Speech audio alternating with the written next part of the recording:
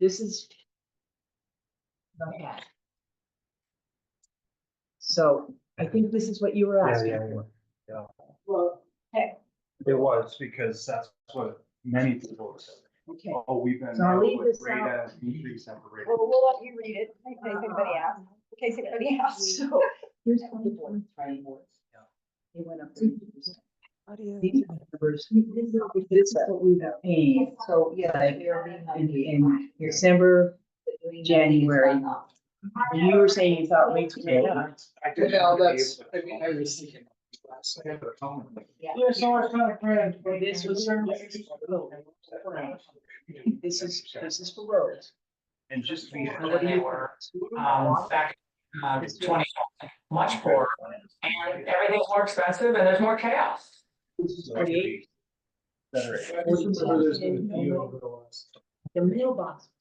No, it's not, and again, he's a fake and a phony, and I think that the country's gonna see that tonight. He's as much a danger to this country as he is an embarrassment to the state of Minnesota, the way that he's been acting out on the campaign trail. And it all was and strange and weird, as he says, because none of it is genuine and authentic. And I think the country is going to see that tonight. And I think JD Vance is going to expose that side of Walls. That's what I'm looking forward to seeing tonight. My big question is, will he do that strange bowing motion?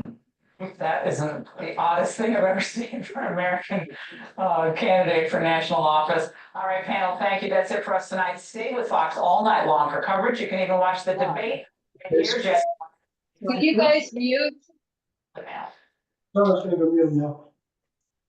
Could everyone please mute while they're waiting? And it's 6 p.m. at this point.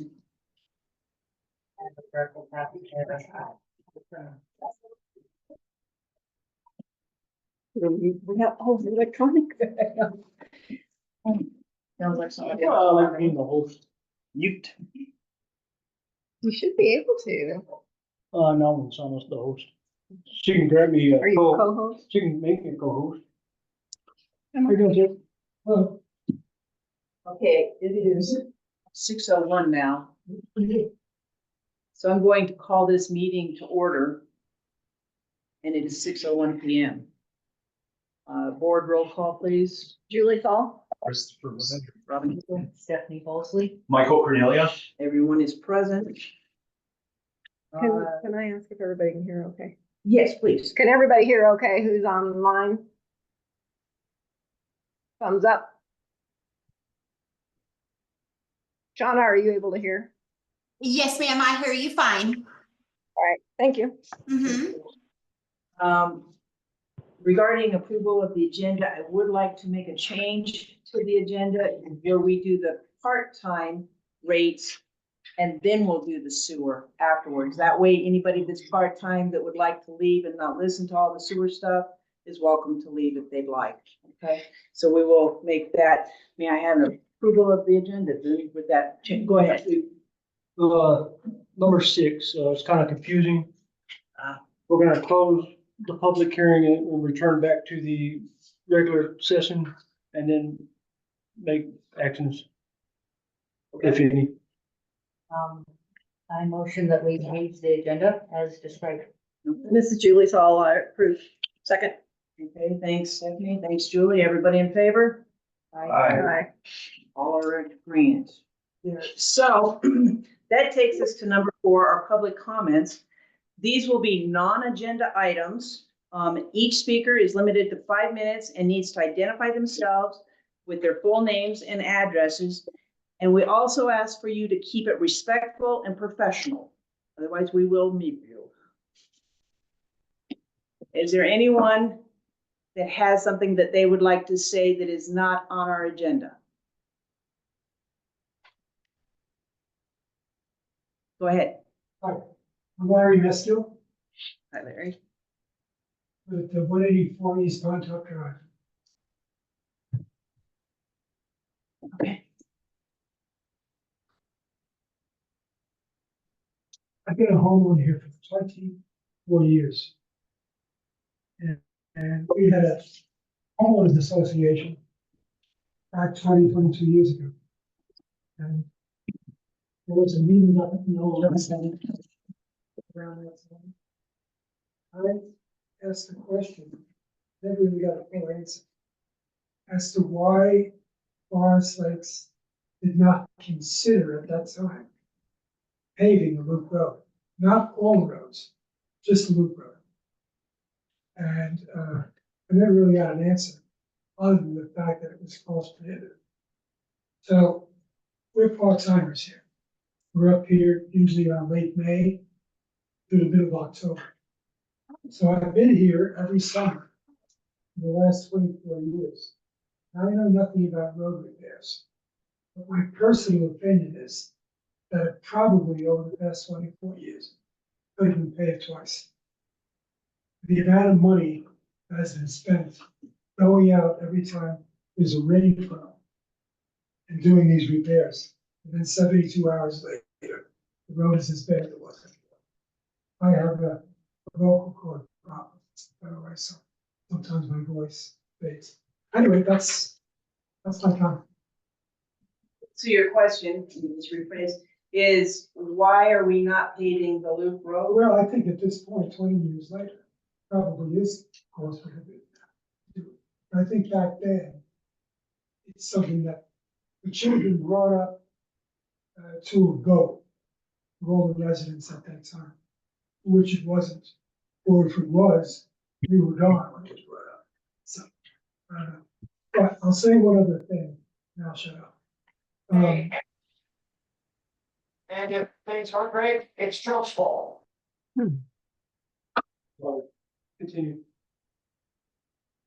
Getting back to the debate, I don't understand why at least the first 15 to 25 feet entering off 501 can't be paved. Because it's a train wreck. That area, that 15 to 20, it's a mess. Always is, even after you repair the road. 3 or 4 days later, it's as bad as it was before. That's my case. Okay, thank you. Appreciate that. Will you respond? Yeah. Actually, you don't mind, can I? Go ahead. Sure. We are looking at paving the entrance. We're working with the county right now. There's gonna be more information on October 8th. With what they are counter proposing with us. If you want to get some more information on that, if you mind waiting until October 8th. But Sure. So I'll actually be going back the following week, but I'll still be here on the 8th, and I'll come down. but we are looking into it. Thank you. I might add that, it could have been and still would be very cost prohibitive due to the fact that we don't have services to every lot. So if we paved it and then somebody buys the lot and decides to develop it, we have to dig that pavement up at every Sure, service. I was only talking about the loop road, not the incident. Like, I live on Pine Top Drive. From the entrance to my house is 1.7 miles. I'm about 2/10 of a mile off the loop road. So I'm not talking about the ancillary store roads, just the main road. I think what Mark is saying is that there's some vacant lots along the main corridor there, on the loop road.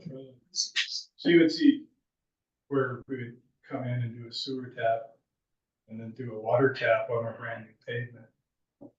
I don't know.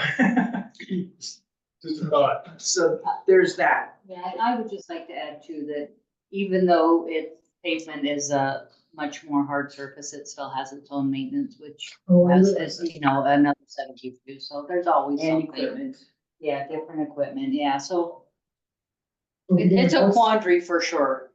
Once something is paved, there's no question, it's gonna require repairs, Right, but not 72 hours.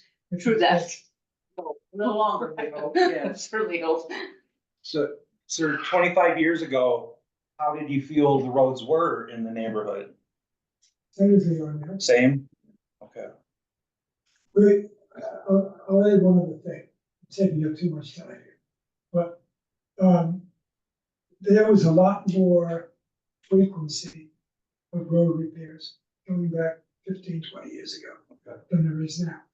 Now, there was also a lot more rainfall 15 to 20 years ago, Okay, so it required more frequency. okay. And definitely less traffic. Less traffic as well, Yes, yeah. Yes. Thank you. You have Yeah, a question, Julie? Anyone else comments regarding? Did you get your answer yet, or October 8th, you'll come back and I will. hear more? Okay, thank you, appreciate that. Is there anyone else that would like to do public comment? And you can stop by anytime and I can sit down and chat with you. Okay, that'd be great. I've spoken to you before. I think I mentioned Dr. Duckworth. I have a comment. Who is speaking? Liz. Liz? Yes, I could not understand a word that gentleman said. Could you repeat the question, please, and what the answer was? It was very difficult to understand the conversation. I would appreciate that. Thank you. Could you hear us, Liz? I can hear you, but I could not hear the gentleman. It was very garbled. I don't know what he asked and what the discussion was. So if you could recap, I would appreciate that. Thank you. He asked why the loop road wasn't paved 25 years ago when the subdivision was being built, When I first moved. or when he first moved here. And And also if the entrance could be paved. That was pretty much it. 25 feet or whatever. Yeah. Well, I will say, Larry, we did have an opportunity to pave that this spring and we kind of dropped the ball on it. The county came and was gonna pave 150 feet in for free. And for whatever reason, Not exactly. not exactly. Not exactly. We did have to do a traffic change. We did send out a survey monkey to our residents. We have gotten feedback. Our residents are pretty happy with the idea of potentially doing that. We were just given that information from Guy when he was the district manager, and since then we have changed. So it's been kind of in the works this last summer. We just haven't been able to jump on it. Just felt like we kind of kicked the can a little bit on it. Missed an Understand. opportunity, so. Excuse me once again, Go ahead, Larry. my next door neighbor mentioned this to me a couple of weeks ago about this, the county requiring a traffic change. What's that all about? That was part of they were gonna pave in 150 feet if we change the traffic flow to one way in and one way out. Why would they want that? Because one road's a service road. It's not even supposed to. County code right now, those two entrances are too close together. So in the county, it's a safety concern of people turning into each other, coming out of both exits. It's been a cloud over our head with the county. That was one way they could address it and try to give something back to the community to help the repair those entrance potholes at that transition point. It's a point of discussion, and like Corey said, on next Tuesday, we'll go further into that quite a bit.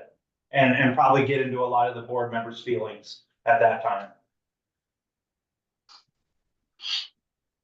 I've said enough. No, that's why. You're cut off. Does that answer your question, Liz? We appreciate it. Yes, All of you did. your Thank you. Anybody else have a public comment not related to the agenda? This is Judy Spady, and yes, I have a question in regards to that. On one of the Colorado Open Records Act files that I got back, it sounds like the county is no longer saying that they're going to fund very much of it. Is that correct? Yes, that is correct. We haven't had that meeting yet, though. We haven't had that meeting yet. But We'll get an address too. But one of the emails from Jim Davis said that they will- have budget issues and they're not going to be able to do it anymore. they want us to pay for the material. They're willing to give us, and this will be addressed next week. They want to give us the labor and all that jazz for free. They want us to prep the site. They want us to prep the site. Shane with Amir. Donna, can you? Thank you. They want us to prep the site and pay for the cost of material, which at their cost is $100 per ton is, if I remember from the email correctly. So it'll be about $12,000 for us to pave the first 60 feet of both sides. Did I answer your question, Judy? Yes, thank you. And I don't know how much you want us to get into things, so cut me off if you'd rather me, wait until the 8th for this. Judy, Yeah. can you state your address real quick, just for procedure? I'm sorry. Oh, my address? Yes. 272 Pinecone Drive. Sorry. Thank you. Sure. So I don't know, like I said, how much we're wanting to get into. So let me know if this isn't appropriate for tonight. But I just can't even imagine. The traffic seems to flow through fine now, but if we suck it down to one lane where the other's closed, the amount of traffic is obviously going to increase. And what's going to happen if there's, God forbid, if we have to evacuate the entire subdivision? For years and years, I've lived here for over 20 years, and for years and years, it's been a concern of everybody that it's one way in, one way out. We end up with a fire or something. I mean, that's got to be extremely dangerous to try to get everybody out. One teeny tiny little entrance. I live on Pinecone. That's why they added the little exit up over there, but I don't even think we can use it, to my knowledge, unless I'm wrong. But anyhow, I can't see how this is not going to just be dangerous and be a complete cluster if we have to evacuate the whole place. So maybe I understand what you're getting at. Currently, if we accept the county's offer, the Alpine one with the turn lane coming in, that would be a one-way in entrance, and then the other, it'd be a double entrance in, 2 lanes, and then what they're calling the service road would be a two-lane exit out. Left-hand turn and right-hand turn. Okay, so you're saying to the very first, the south exit or south entrance would be 2 lanes coming in, and then the north exit would be 2 lanes going out. Is that correct? Yes. Yes. And Okay. the changeover, Judy, would be what's been discussed at the bus station with this proposal. Nothing's finalized, but that's where it would kind of return back to normal traffic. Okay.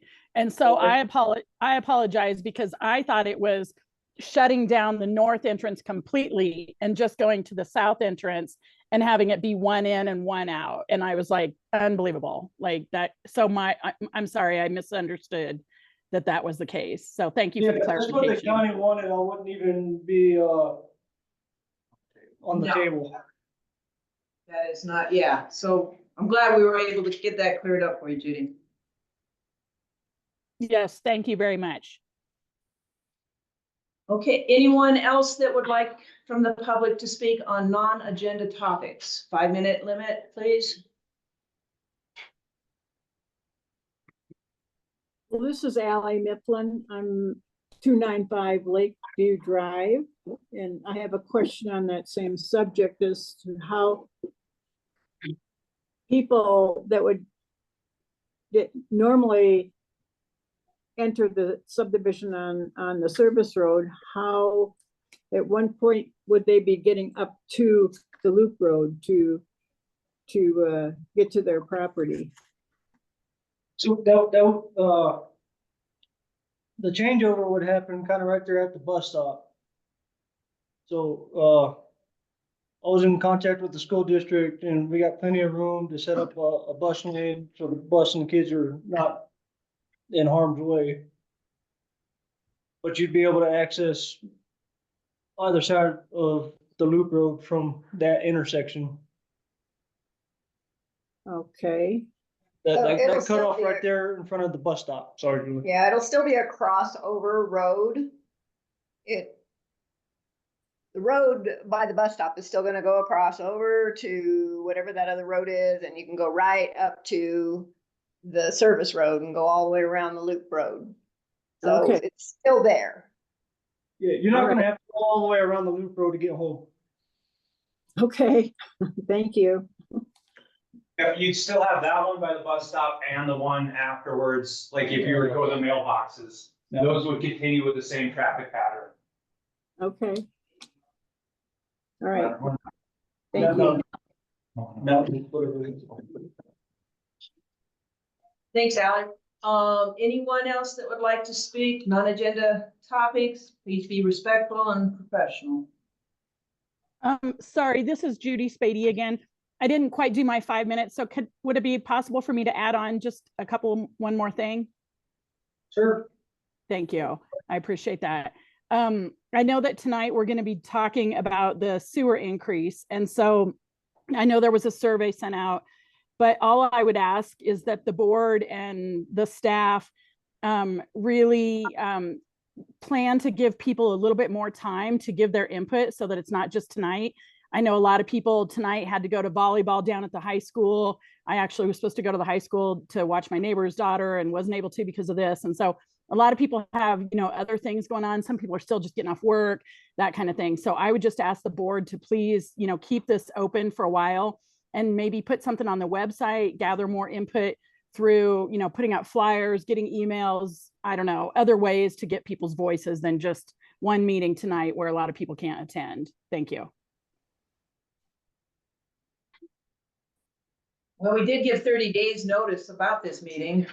So we have received a couple of emails. So this is the public's chance to let us hear from them. And like I said, we have a couple of emails that have come in. And we did give the 30 days notice. This won't, if and when, is going to be January of 2025. But we'll get to that topic when we get to it. So we won't cover this anymore, the sewer stuff at this time. And as a board member, I just want to add that Corey, since he's come on, since this has been announced through the public announcement, he's held a really respectful open door policy to the community too. And I know a lot of people have reached out to him personally. Unfortunately, I just don't think very many people really know about it yet. And to me, if it's going to be transparent, if it's such a great idea, then let's listen to what the voice of the people say. Give them some time. Well, thank you for your comments, Judy. Appreciate it. You're very welcome. Who was that speaking? Sorry. Who's Robin? Thank you. It's me. Moving forward, is there anyone else from the public who would like to talk about non-agenda topics?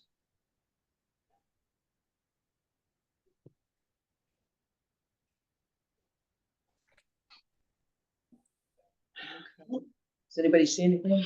Anyone? No. Okay.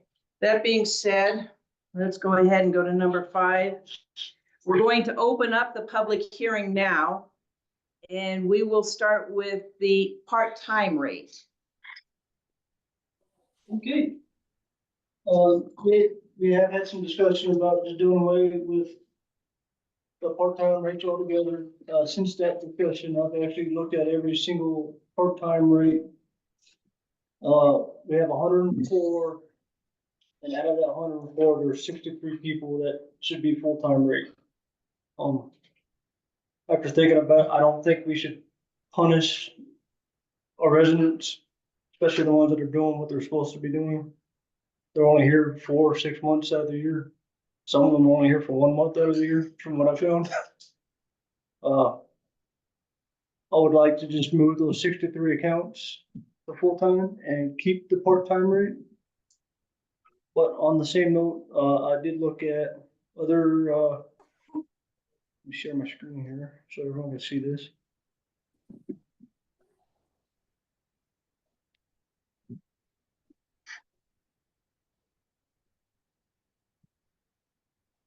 Is that the right one? Tana, can you see this on your screen?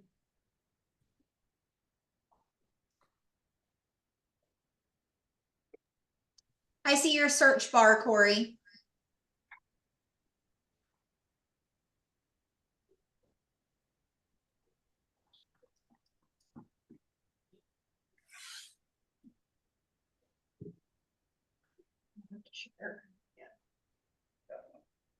There we go. Can you see it now? Yes, sir. Good, thank you. I looked around at, the Metro Edgemont and Durango West. They don't have a part-time fee, they just have a flat rate. Are we the only subdivision out of these that you've looked at that has Out a of these part-time rate? two, I'm sure there's other metro districts that have part-time rates, I didn't, Not in this county though, maybe, or at least I not didn't those do, I big didn't ones. do that extensive of a research. Okay, Well, thanks for looking into those as well. That was Edgemont and who? Durango West. Durango West, and they do not have a part-time rate. No. Okay, They do have what's called a seasonal shut-off fee, but if you're gonna be a snowbird, they charge you a shut-off fee, but you still have to pay the base rate for that bill, minus the water usage. okay, so save them a little bit. So, I would like to keep the part-time rate and just move the accounts that are Actually using using water more than 6 months out of the year The full time. to full time. So you've got 40 that would remain part-time and 64 would be full-time. That, what you just said? thereabouts. Okay. Thereabouts. Okay.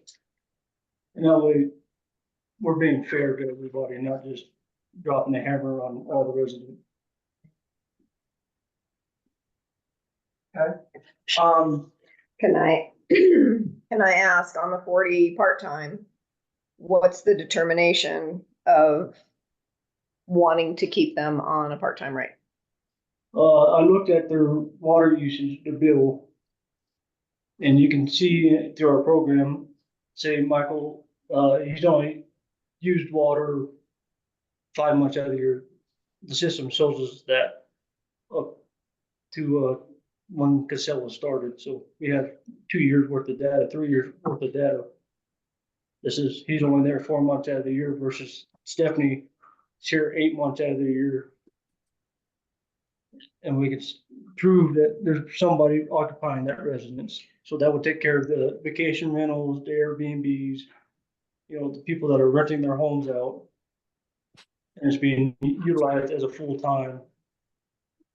So the cutoff is 6 months, correct? Cut off of 6 months. So like if the 5-month person is there the full 5 months and the 8-month person is there a couple weeks in 8 months, it's still being used every month, those 8. And therefore they would go to full-time service. The one that's doing the 5 months, less than 6, will stay as a part-time. Well, 6 months. 6 months. They have 6 months. 6 months is the They cutoff. can be occupied 6 months. Okay. I'm kind of wondering, will we have some sort of review period, like for these 40 people that are on part-time, if they start And that's not- inching up, will we be reviewing it And the annually? process that Shauna and I talked about yesterday, and it's as simple as taking an hour and just reviewing the accounts. Yeah, like once a year or Once a something like year. that, okay. We kind of talked about doing it maybe twice a year. I think it should be audited all the time. It should be a general audit all the time, because you may have somebody say, well, I've only been here, whatever, and then they come in on this month and then they don't come back, and then they come back this month, similar to what she was saying. It has to It be doesn't have to be audited. 6 months consecutive, it says 6 months out of the year. Yeah.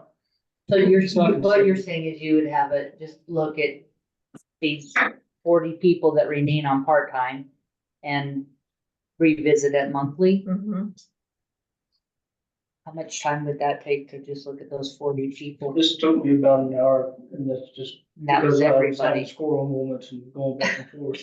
Okay, All right. Okay. Can I ask a quick question? Yes, please. What is the difference? This is Larry speaking again. What is the difference between a part-time resident and a full-time resident? About $10. Are No, you no, no. talking time No, that's, or rate? Are you talking the time or rate? Right. The rates for Right now, sewers. full-time, user, right now, your water bill is, 50.45 base rate. A part-time rate is 39.93. About $10 difference. What about sewer? That's also about $10 difference. 50 to 40. 90.92 for full-time and $40.60 for part-time. It's not a significant difference. It's not a significant difference until you're out of district. So if you're on our services, but not within our district boundaries. And we do have a few that are. You wanna look at that paper real quick Oh, and then get, you went back. yeah, once you're done.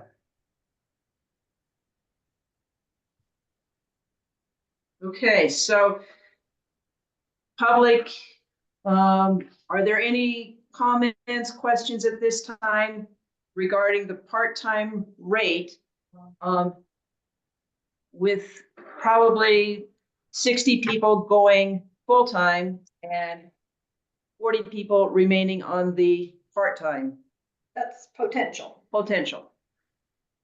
That is the talk right now. Do we have any part-time residents or anyone that wants to make comments about that at this time? Robin, I have something that I would like to say. Okay. So I think it's important that the way the policy is wrote now is it says that you have to be a resident in your home less than 6 months out of the year. When it really should be, are you using water more than 6 months out of the year? Because what's happening is we have residents who, sure, they're at their residence less than 6 months out of the year, but they're Airbnb-ing their home and using water like we audited yesterday every single month out of the year. So Yes. the policy really should be, are you using water more than 6 months out of the year versus are you a resident less than 6 months out of the year? Well, maybe it should say property instead of resident or Airbnb or whatever. If that property is actually using water, or maybe there's a better word, maybe somebody has a better word. Yes. Yeah, maybe you just tie it to the account or something, right? That account. If this account at this address is using water this many months, then you're considered full-time. So basically what you're saying is we also need to amend what our policies, how that's written. Yes, yes. I Okay. think that if y'all vote to keep the part-time rate, the policy should reflect Okay. what the intention is. Thanks, Sean. Question? Great point. Good point, yes. Well made. What's the process for asking a question? I don't see a hand raised or anything here. How do I do this? Ken, do you have please let us know your name and location where you reside and speak up, please. Okay, thank you. Yeah, my name's Ken Tallman. I live on Little Bear Drive, and I'm curious why we have a part-time rate at all. It seems to me that it would be fair for every resident in the Forest Lake subdivision to pay the same fees, the same base rate for everyone else, and then you pay incremental based on the water that you consume. Am I missing something here? That seems like that would be a very simple way to handle this. Thank you. Right, and in my opinion, there shouldn't be a differentiator because the sewer is going to have to be upgraded. It's gonna be huge, maintaining that. everybody's gonna have to pay their fair share in order to have that sewer. Everybody that's using sewer. That is on sewer, Yeah. yes. I think everybody should have to pay a little bit towards that. I mean, we all live here. But nobody pays $15,000 for a septic replacement. The community doesn't pay that on people that do have a septic system. It's true. So I understand what you're saying on that, but I feel like Julie and Ken, I believe, I can't Yeah, see. I agree with Ken as well. That this is a community investment. Honestly, like, this is the community sewer system.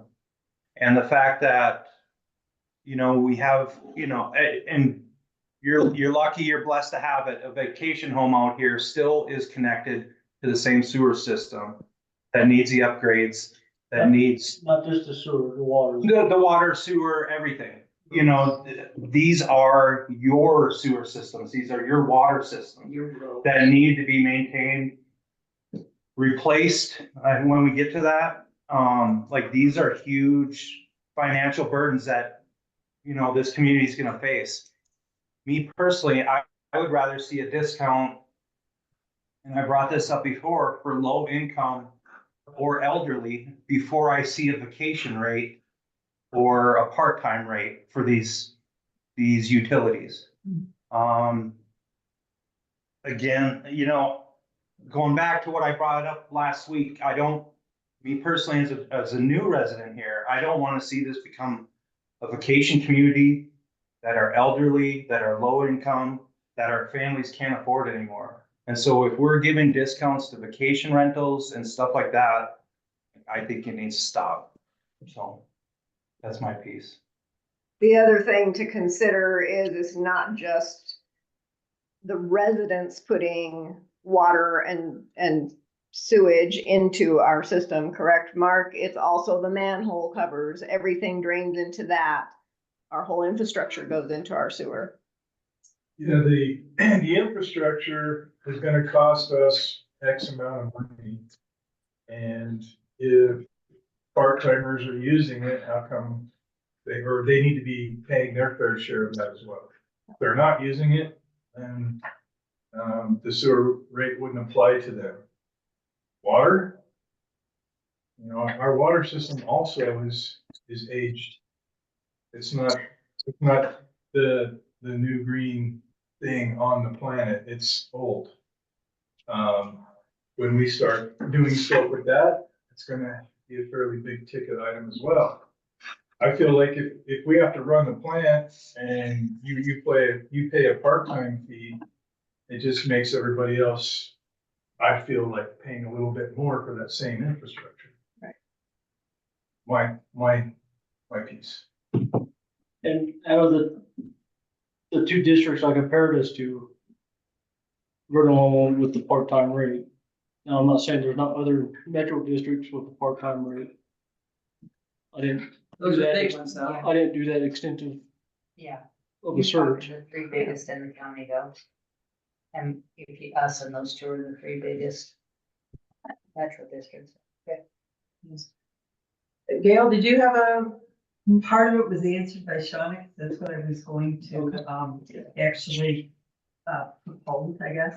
And then the other part is I just want to thank Corey for doing the comps and looking at others and the idea that the vacation homes, because it's going through the same pipes. Regardless of if it's the person whose name's on the property or if it's somebody else they have in there, it's still running through it. They're still doing the same maintenance on it. That was going to be my other. Was Ken? Ken, were you finished with your comment? Yes, I was. Thank you. I completely agree with the follow-on comments as well, that everybody should be paying the same fair share as the base rate. Thanks, Ken. Is there anyone else that would like to talk about the part-time rate? Sure, I would like to, if you can hear me. Yes, ma'am.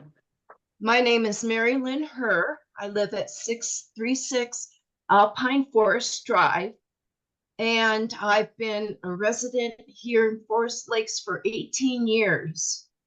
I believe and agree with Ken that the most fair way to proceed is to abolish part-time rates.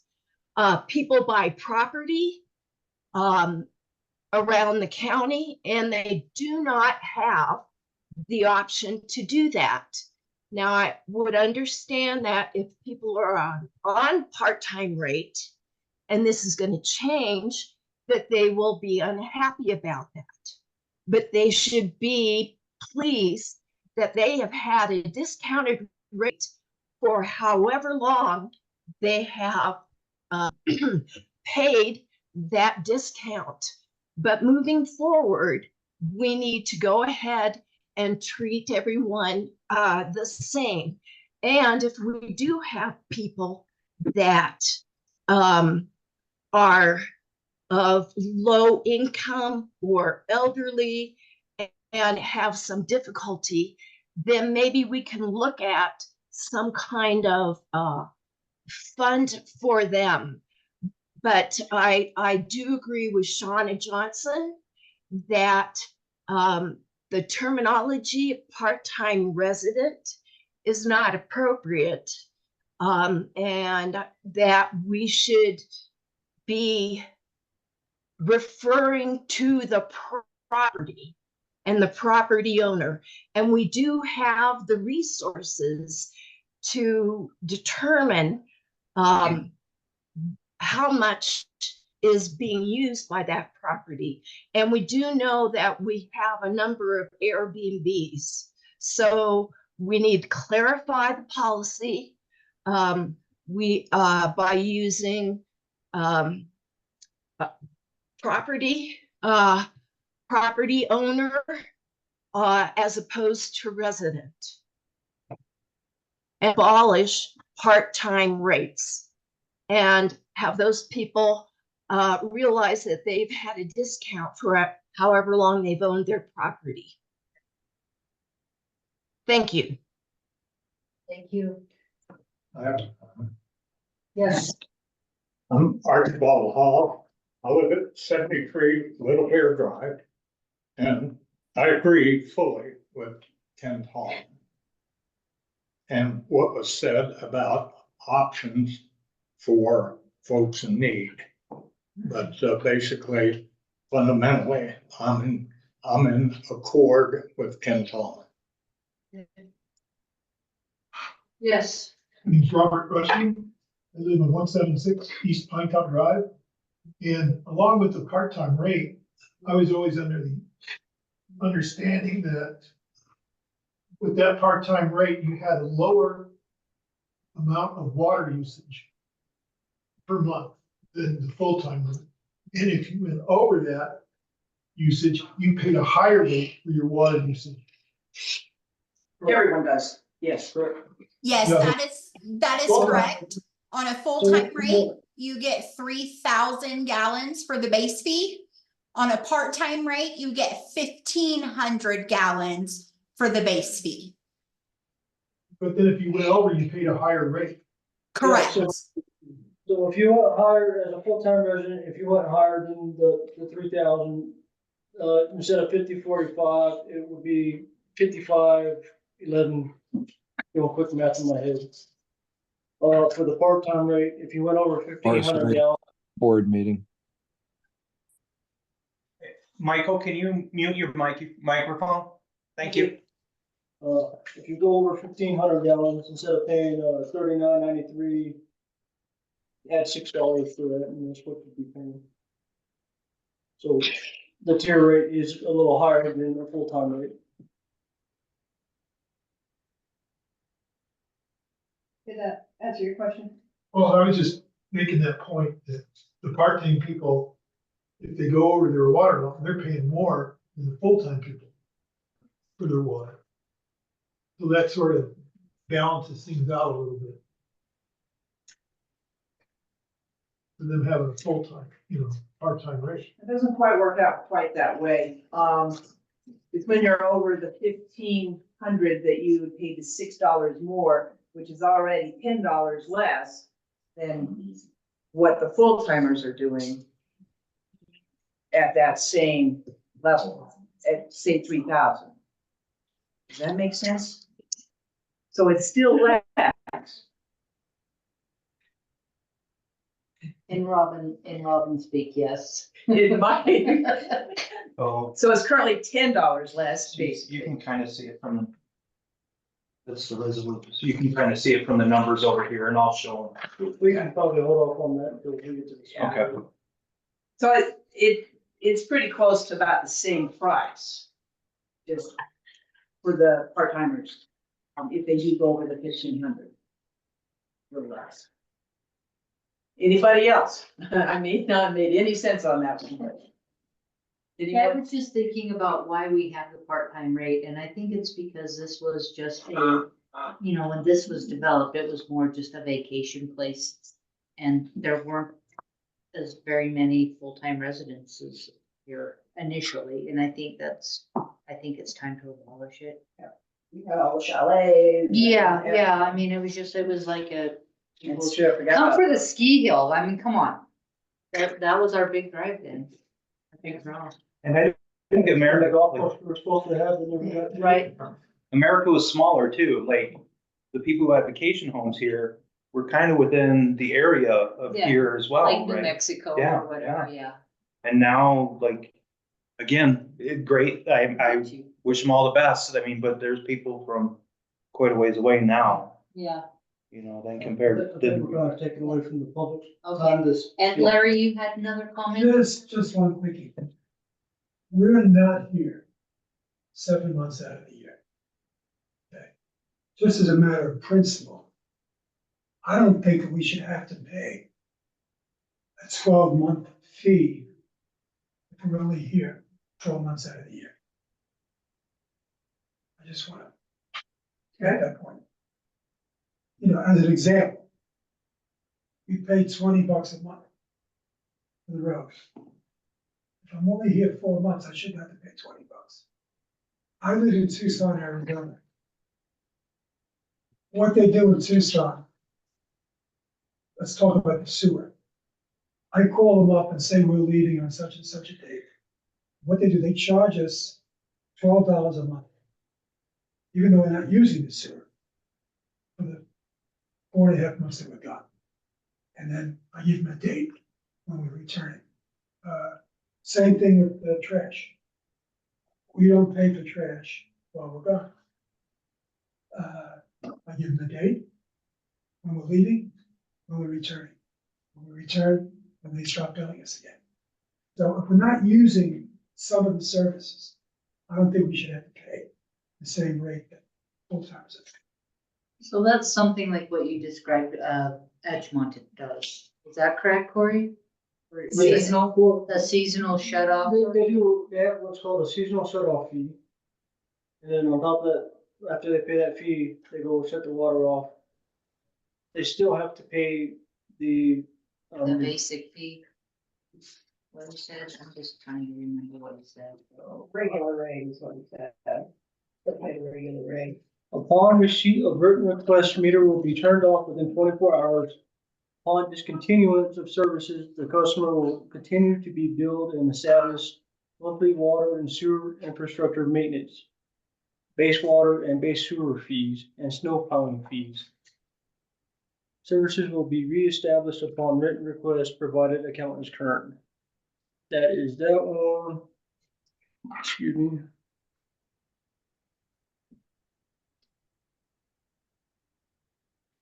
That this document didn't really say anything about what their seasonal shut-offs were. Okay. I know with the evolution of Airbnbs, makes your jobs a little more difficult. We don't Airbnb. My wife would get me. Okay, see if anybody else. Is there anyone else that has comments regarding the part-timers rate? Yes, please. I'm Amy Spencer. I live at 432 Meadowbrook Drive. And I've lived here for 24 years. So as I have seen our neighborhood change from exactly what you were saying before, more vacation type of rentals. My house was meant to be just like a summer residence. I know because I've been trying to fix it for years. As I've seen our neighborhood change from more of that into more of like, I guess like a working class neighborhood, and us being yeah, just more of like a community. I really just want to state that I support anything that makes everything more fair across the board and doesn't give even maybe an advantage to anyone who's only using their property for a vacation rental in my community. And then I also would just like to say, maybe it's better to just make things more simple so that we don't have administrative costs of someone trying to figure out every year, are there 40 people? Did this person go into 6 months? It just would make it, I think, easier just to make it straight across the board. And then your water that you use is the water you pay for. That's all. Thank you. Thanks, Amy. Anybody else? Is there anyone else that would like to speak?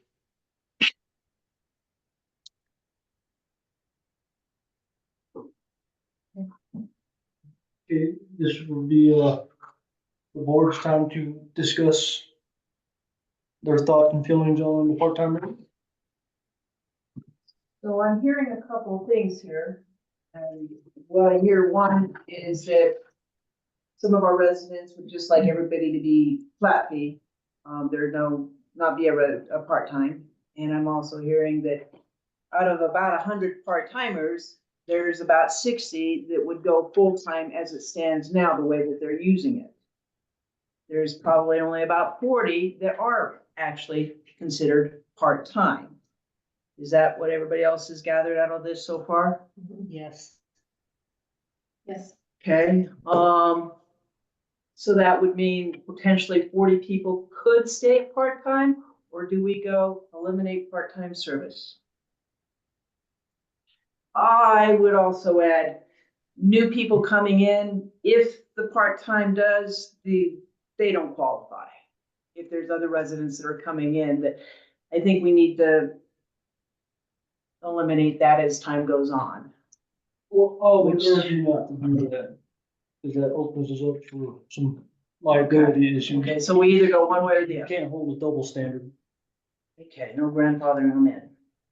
So, thoughts? My thought is everybody across the board, it's the same rate. We have a lot of infrastructure. It's not just whether you're here or you're not here. Everything still has to operate. And the neighborhood is changing. We had an old sewer system, we have an old water system, and everything is gonna have to be upgraded, and the sewer system is gonna cost a lot of money. And right now, the way we're running is pretty much in a deficit. And if we don't start making a standard change, we're still going to be running very low and very lean. And everybody's gonna wonder, why are we not doing this and why are we not doing that? It's because of funds. We don't have funds. And if we don't raise, the whole point of raising this rate is to help us be able to get a loan for a new sewer system. And if we can't get up to a certain point to be able to get this huge $15 million loan or whatever it's gonna be, it's gonna hurt us a lot. Okay, so Julie, what I hear you say is that you'd like it to be same across the board. Chris? I agree 100% with everything Julia said. I mean, we're gonna be facing some big ticket items, and like she said, we need to be able, if we can't qualify the loan, we're gonna be in some serious trouble with our violations for our water. We're dumping into the river, so we need to be able to pay for this in the future. So I think it's only makes sense that we're all paying the same rate. This is Judy Spady. Can I still say something? Sorry, I had to step away for a minute and maybe I missed the opportunity for public. Well, we're gonna finish the board's talk right now, if that's all right with you, Judy. Okay, absolutely, absolutely. Thank you. Michael? So just for the part-time sewer rate, I do feel like a connection to the sewer system is an investment in this community. And it is really looking forward. It is fair across the board for everybody to be paying that standard fee. The water usage does have, is, incremented usage. But a connection to the sewer system is a connection to the sewer system. Okay, so everybody at the same. Stephanie? Yeah, I'm pretty much on board with everybody else. That we need to just have a full-time rate, whether you call it a full-time rate or not, just a standard rate for the sewer. That's my stance. Okay, and I tend to agree with Michael and Stephanie, and, having a flat rate, which we currently have for sewer owners full-time, is probably a good way to go for everyone that has sewer access. It's not just for sewer. Let's clear that so it doesn't get distributed. Okay, so it isn't just for Conversation. sewer, it's for all around, full water, which will increase the part-times. Amount, about how much would that increase their monthly bill? Just the basic. Just the basic. 1528. So they would get like the 3,000 gallons, they would get sewer, they would have road, they would have trash. Well, it depends if they have sewer or not, so. A lot of people don't. So the bill is all different for different situations.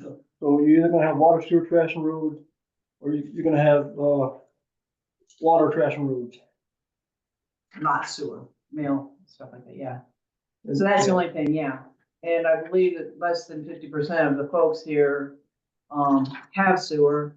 The majority of the people that live here at Forest Lakes do not have sewer, they have septic systems or something of that nature. So let me clarify, because there's 4 options. One option, it would raise it $15.28 roughly. Another option 2 would raise it $20.37. Option 3 would raise it $25.46. This is for the part-time rates. Is that for Part-time, sorry. Yeah, we're on the part-time. We have Just to have them. Erase all that. So part-time is really not much more than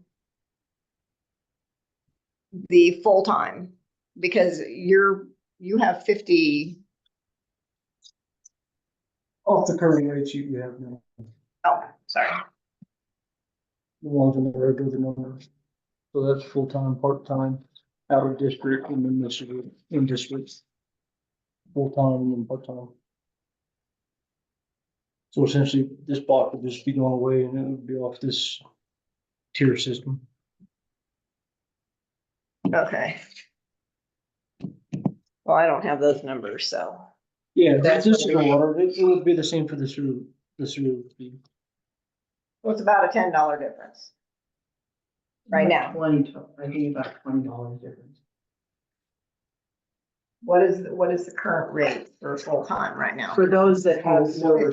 Well, I thought we were talking about. Water, sewer, trash. Right now, we're talking about part-time rates, which is all the part-time rates, that's water, sewer, and the trash, everyone, there's no part-time rate for the bill fee. Trash has a part-time rate, sewer and water have a part-time rate. It would be roughly about a $30 increase if a part-time resident had all services now. Their bill would increase about $30. And that does not account for if there's a sewer increase more than what just went into effect in September. Okay, that's what we were looking for. Thank you, Shauna. Mhm. And that's what I was looking for. So that would be like a $30 increase for approximately 100 people. 100 residents. That being said, everybody paying a flat fee, I guess I'm in favor of this as well. we Yeah, it need to move doesn't- forward. It doesn't change my opinion. We were talking about everything. I was on the same page as that, so. I'm still in agreement. Do you wanna go back to Judy and then move on to the next Yeah. item? Judy. Or do you guys need to talk more? I think We're probably gonna take a motion here pretty soon, or, you know, not during this, No. but afterwards. We're ready to move forward. Judy, did you have something more you wanted to add? Yes, I just wanted to say that I agree with Ken and several of the other people who have been talking about this. I was on the POA years ago, like 20 some years ago, when there was a property owners association. You know, it's kind of difficult because there's the homeowners association kind of aspect. There's the property owners association aspect of it, but the property owners, I believe, have gotten, you know, their breaks over the years. I mean, there's been people, you know, over the years that have had just campers here, you know, and that's, I get it. It's been fine, but I agree with everybody else that they should pay the same as the rest of us. So that's all. Thank you very much. And thank you to the board for letting me speak and for all your votes. Thank you. Okay, let's move on to, the sewer rate increase and the details involved there. So I am going to start off with giving a couple explanations so people understand what I'm talking about. So there are two different types of funds. You have a general fund, which is primarily composed of tax dollars. So property taxes, your highway user tax dollars, and a few fees associated that go into the general fund. Your enterprise fund is based off fees and your water and sewer rates. That makes sense. They're two different funds, so you can't blend them together like you would your own bank account. TABOR, the taxpayer bill of rights. So when I say TABOR, that's what that goes to, but since as far back as I looked, we haven't been TABOR compliant. So by TABOR statute, we're only allowed to subsidize an enterprise fund with the general fund with 10% of that enterprise operating fund. So say that operating fund only makes, the enterprise fund makes $100. I can only legally take 10%, which would be $10 out of the general fund, and subsidize that enterprise fund with. That makes sense. sewer, basically. Water and sewer. The past several years, the water and sewer have been subsidized in excess of 60%. So we're not compliant. So if I were to go out and try to get a grant for the sewer system or a grant for the water system or a low interest loan for either system, we'd automatically be denied, just based on that alone. Since we've become TABOR compliant and we're only transferring that 10%, the water funds struggling with hanging in there, and these 10% increases that you've been having are going to keep that afloat. However, the sewer fund is spending more money than we're generating, which is running us into a deficit. This year, we're projected to be about $24,000 left in the fund balance. If we don't address that, next year we're going to be in the black, and then the state's really going to come down on us for that. We can't go get a loan or a grant if we can't prove that we can pay it back. And, you know, spending more than you got coming in, we're never going to be able to afford to make the sewer system upgrades. We're not going to be able to make or plan to get a loan for a sewer plant that sooner or later is going to be forced upon us by the state, because we are having trouble meeting the fuel bar requirements in the winter because of the cold water. It's killing our bugs. So we can't go fix our I&I issue because we don't have funds to do that. Missing anything on that? You care to? All I would say is it's better to be proactive at this state, trying to figure it out, and have the state come look at you and put you on a compliance schedule and tell you exactly when you're gonna be starting up and not caring how you're gonna pay for it. It's better to be on your own schedule than their schedule. I'll put it that way. And so what my predecessor did, he built this spreadsheet based off our average annual expenses over many years. And added a $50,000 annual capital debt, money we can set aside to start planning for making these capital improvement projects. If we can start addressing our I&I fund and showing the state that we can meet our ammonia requirements, more specifically is what we're showing. Start meeting those ammonia requirements in the winter, we can prolong us having to upgrade to a mechanical treatment plant versus our sewer lagoons. But I did 4 different options here. We got, I know it says 130% on the screen. You folks can't really see it, so I'll turn the computer for you. It says 130% there, but that's the way the math worked out. That 130 is really only 30% increase. So if we only increased it by 30%. We go from $50.92 up to $66.20. And then scroll this over.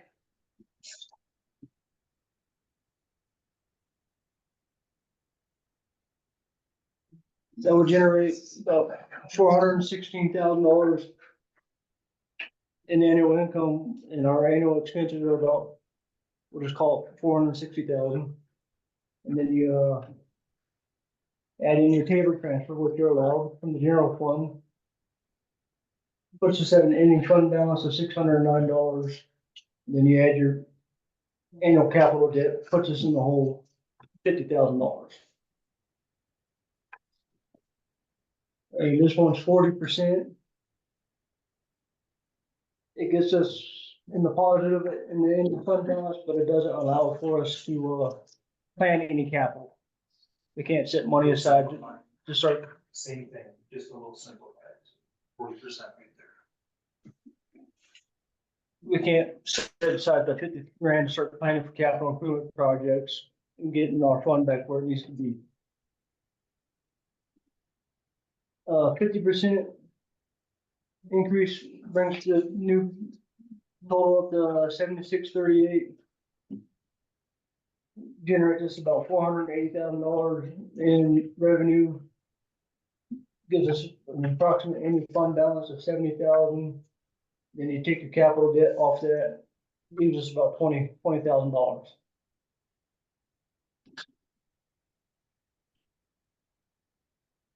When you go to the 60%, that's the 60%. Yeah, that's 60. It'll bring the sewer base fee at $81.47, which generates us $511,000. We call it $512,000, and it leaves us with an ending fund balance of about $54,000. And over the years, that $54,000 will turn into, $108,000, $150,000, $200,000. It gets us built up to where we can go out for grants. We can go out and get a low interest income. Or low interest income. Low interest loan. To be able to pay back a new mechanical plant or, replacing 2,000 feet of sewer main, 3,000 feet of sewer main. We can budget accordingly to make that happen.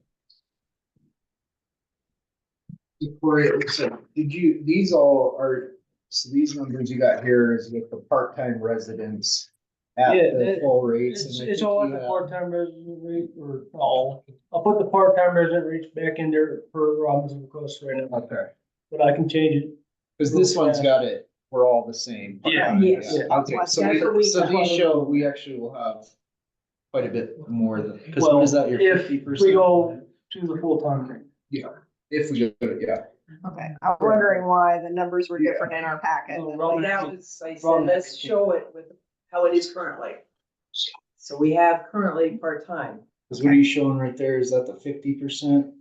That's a 60 there. 60% one that's being shown right now. Yeah, so I mean, you're $10,000 And- higher. And honestly, if we end up having to get a loan for a sewer plant, that $50,000 annual capital debt turns into about 500,000 based on P and I.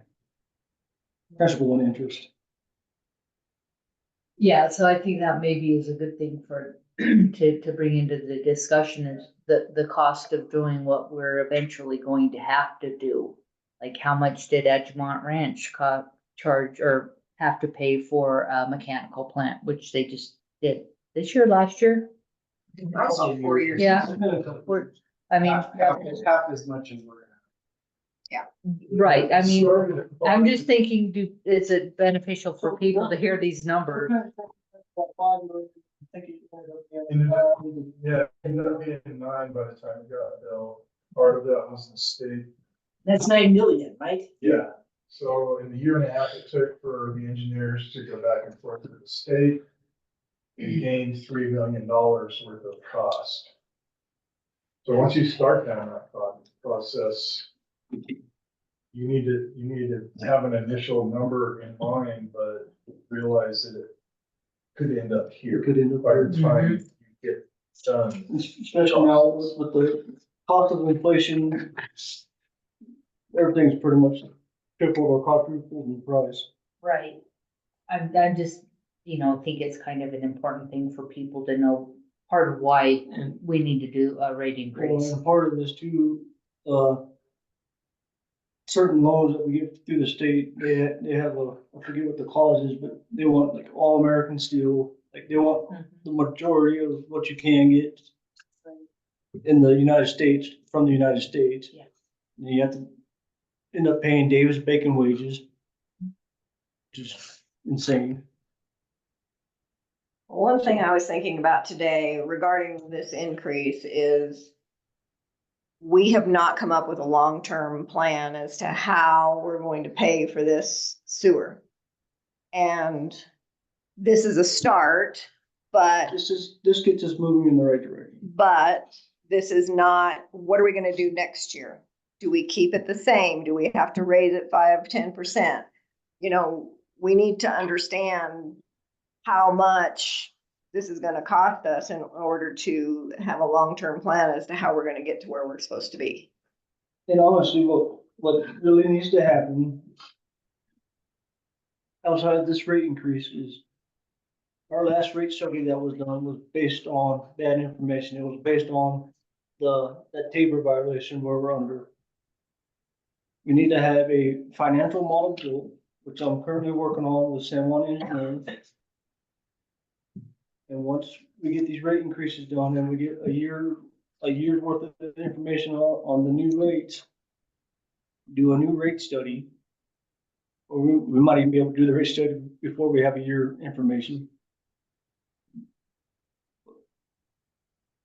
Get a financial model built. Go out and have another legit rate study done on valid information versus a bad transfer that we shouldn't have been making. And then readdress it. When we have better information. Yes. So the reality is we may be back here revisiting rates again in 2 years, say. Why can't the rate study be done this year to help us make that determination? Why do we have to wait? Maybe we don't. I would suggest that we wait because of the rate study that was done on bad information about the Tabor thing. We did the resolution back then that said, okay, it's gonna be 10%, 10%. We're going with Tabor now, so it's changing this. I would say stick with what that resolution said then, and in 2025, as I recall, that was when another rate study should be done. And Right, that's next I year. can reach out to a consultant and ask them what their advice is on doing another rate study. If they would, want us to wait after we make these changes to look at it, or they can take the changes that we're gonna make and just plug it into their model, whatever they use to do it. with the Tabor and everything else that's legal. I think it's a good idea. Question.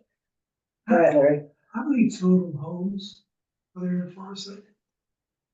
There's about We have about- 870 something, and I would have to run a report to tell you how many are just on sewer. I don't know that. Shauna, can you run that real quick, Shauna? Yes, I can. Yeah, but we've had some new homes come on board. This is 430 on the sewer, 463.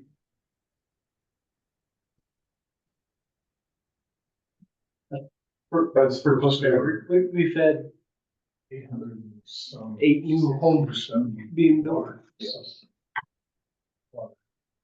So,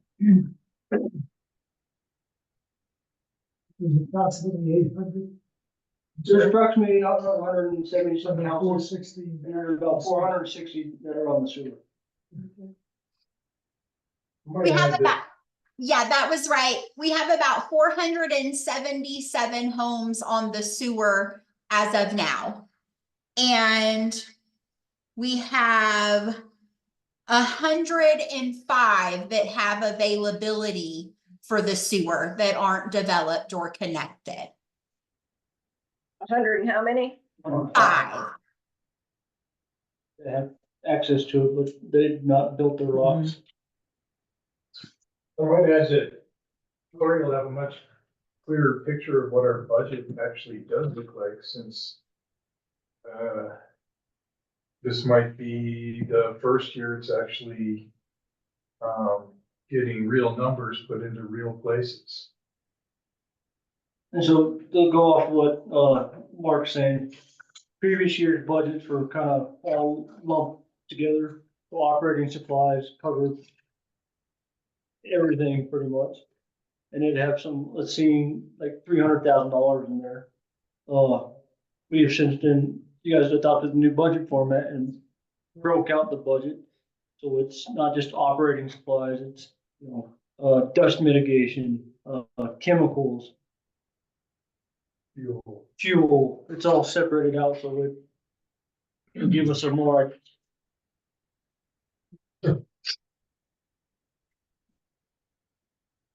It'll make it easier for us to go, okay, we're seeing increase in fuel, we need to, instead of picking a number out of the hat, you actually have data to fall back on and say, okay, over the years, we're seeing that we're going over the fuel budget by, $2,000, so let's budget 2,000 extra dollars in there versus. Yeah. Yeah. So I don't know, as far as like a new rate study, I kind of agree that we should wait and have better information before we do that. And I can reach out to a consultant and see what their opinion is on that.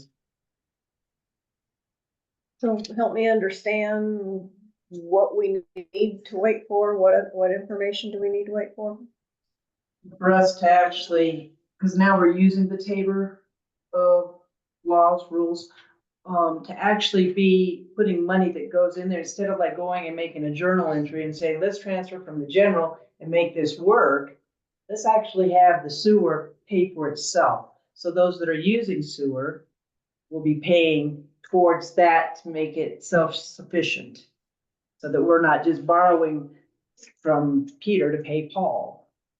We're actually gonna have it be the accurate numbers. We haven't had that. But wouldn't we have accurate numbers every quarter of 2025? So we Yeah, at could. the end of 2025. Right? I mean, that's when And we're so suggesting doing a most- rate study, most is that rate where we studies have are that? based off the previous 2 years of information that I've been involved with. They could do it off of your information, and maybe they can do it off just knowing what we're changing the rates to and what accounts we have, and they might be Yeah, able to. making some assumptions that we're not. They might be able to do it replacing that way. Yeah, I mean, but we're not in a good place right now to do it because we don't even have that kind of information. We just have this vague, everything grouped together budget information that's not specific to what are we doing for these rates for sewer? How do we break that out? I guess that's why I was thinking we needed to wait at least a year or two till we have a year of. That would be my recommendation, is we wait at least a year before we form a new rate study. That way we actually have viable information. But I can, like I said, I can still reach out to a consultant and see what their suggestion is, and then I can. Share that with us. Yeah. I think that's a good idea anyway. Yeah. My concern is it didn't seem like the increases before were real thought out and to what it's going for and what we need. And, you know, we're gonna just do it for 5 years and then we're done. And, you know, everything costs more nowadays. So that's my thought process, to try and push it a little quicker. Yeah. Well, let's see what you find out from what the That rate consultant study was suggests. done in 2020, and it's, they can only do it off the information that's given to them. And there had been no increases from, like, I've got like December of 2013, January 2014, that's when it went up like 75 cents or something for like road maintenance. I've got all those numbers. We hadn't had any increases until September of 2021. So shame on them for not like keeping current. And that's where we kind of messed up. So we're trying to play a little bit of catch up yet. The rate study that they did was not on valid information or good information. Valid, yes. Good, no. And so that's where they got the numbers and the rate increases that we've been doing that, you know, are supposed to be done here in 2025. But now we're being realistic and throwing Tabor in there where we should have been all along. And we're just now getting that right. And I might add, you know, I'm tired of Mark being mad at me when I tell him no, he can't go buy something. Sorry, Mark. We don't have the money. The rate study was done when, 2021? Rate study was done in 2020. It was enacted in 2021. September of 2021 was the first increase from that rate study. And I've got the, for my own bills, whether it's road, water, sewer, mailbox, trash, anybody's interested in numbers. And I wish I could speak to what previous district managers and what their reasoning was behind the whole transfer from the general fund, but We don't know. they're not around. It was a way to make it work. They needed money, and they made it work. Yeah. Okay. So let's follow up on when we do a rate study after you get some more information. Yeah. From the consultants. to See give what they us share, their suggestions. I think that's a good idea. Let's listen to the public and their thoughts now that it. Are there any comments? Corey, did you have anything else to share with No, that? I don't have anything else to share unless you'd like some more information. Okay, let's hear what the public here has to say. We just say. Hi. Oh, sorry. Bonnie, go ahead. Yep, Bonnie Salona, 1472 Pine Valley Road. First of all, I mean, Corey did an awesome job with those charts and everything, but my pea brain can only accept so much at one time. So I tried to do my own math. And so this way you can correct me if I'm wrong. From October to December, we're getting that 10% increase from 131.65 to 144.82. Correct so far? That's gonna be the, starting in October? That's for all services, not just sewer, All correct? services, yeah. And then from January through, and that's one question, what I tried to do is break down from the 30%, 40%, 50%, and 60%, and how much it would be, and what this new sewer rate would cost. Like say high end, the 60%, the sewer rate would increase to $81.47, and the total FLMD rate would be $175 $137 a month. They're trying to make it as easy because all those numbers and all that on the screen, like, so am I on the right track with that? So I know that I'm doing the right percentages and all? I know what, that's right? Okay. Because I know that a lot of people unfortunately have dropped out and, because maybe they got confused with which is the crux of things, but they've been dropping out. So I'm trying to make things as simple as I can from my little brain. And then you actually brought it up because my next question was going to be, okay, so I'm gonna have to pay $175.37 for 2025. Then, and I think you answered that question, it's gonna go up again in 2026, or it's gonna be addressed again? Because I see new houses going up. There are 2 new houses going up on San Moritz alone. And I'm wondering how that would affect the cost. Thank you. Bonnie, if they do accept all these increases and do away with the part-time rates, if you have water, sewer, roads, trash, and mail, your bill will be $166.33. Oh, at the 60%? Yes, the 60% is only gonna increase your sewer rate. The 60% doesn't apply to everything else. Yeah, well, that's why I put what the increase was and then what the new sewer rate was. And like I said, I may, okay, I must have added or multiplied it correctly. So, And okay. then if you're just water, road, trash, and mail, it's $89.95. I'm sorry, what was it?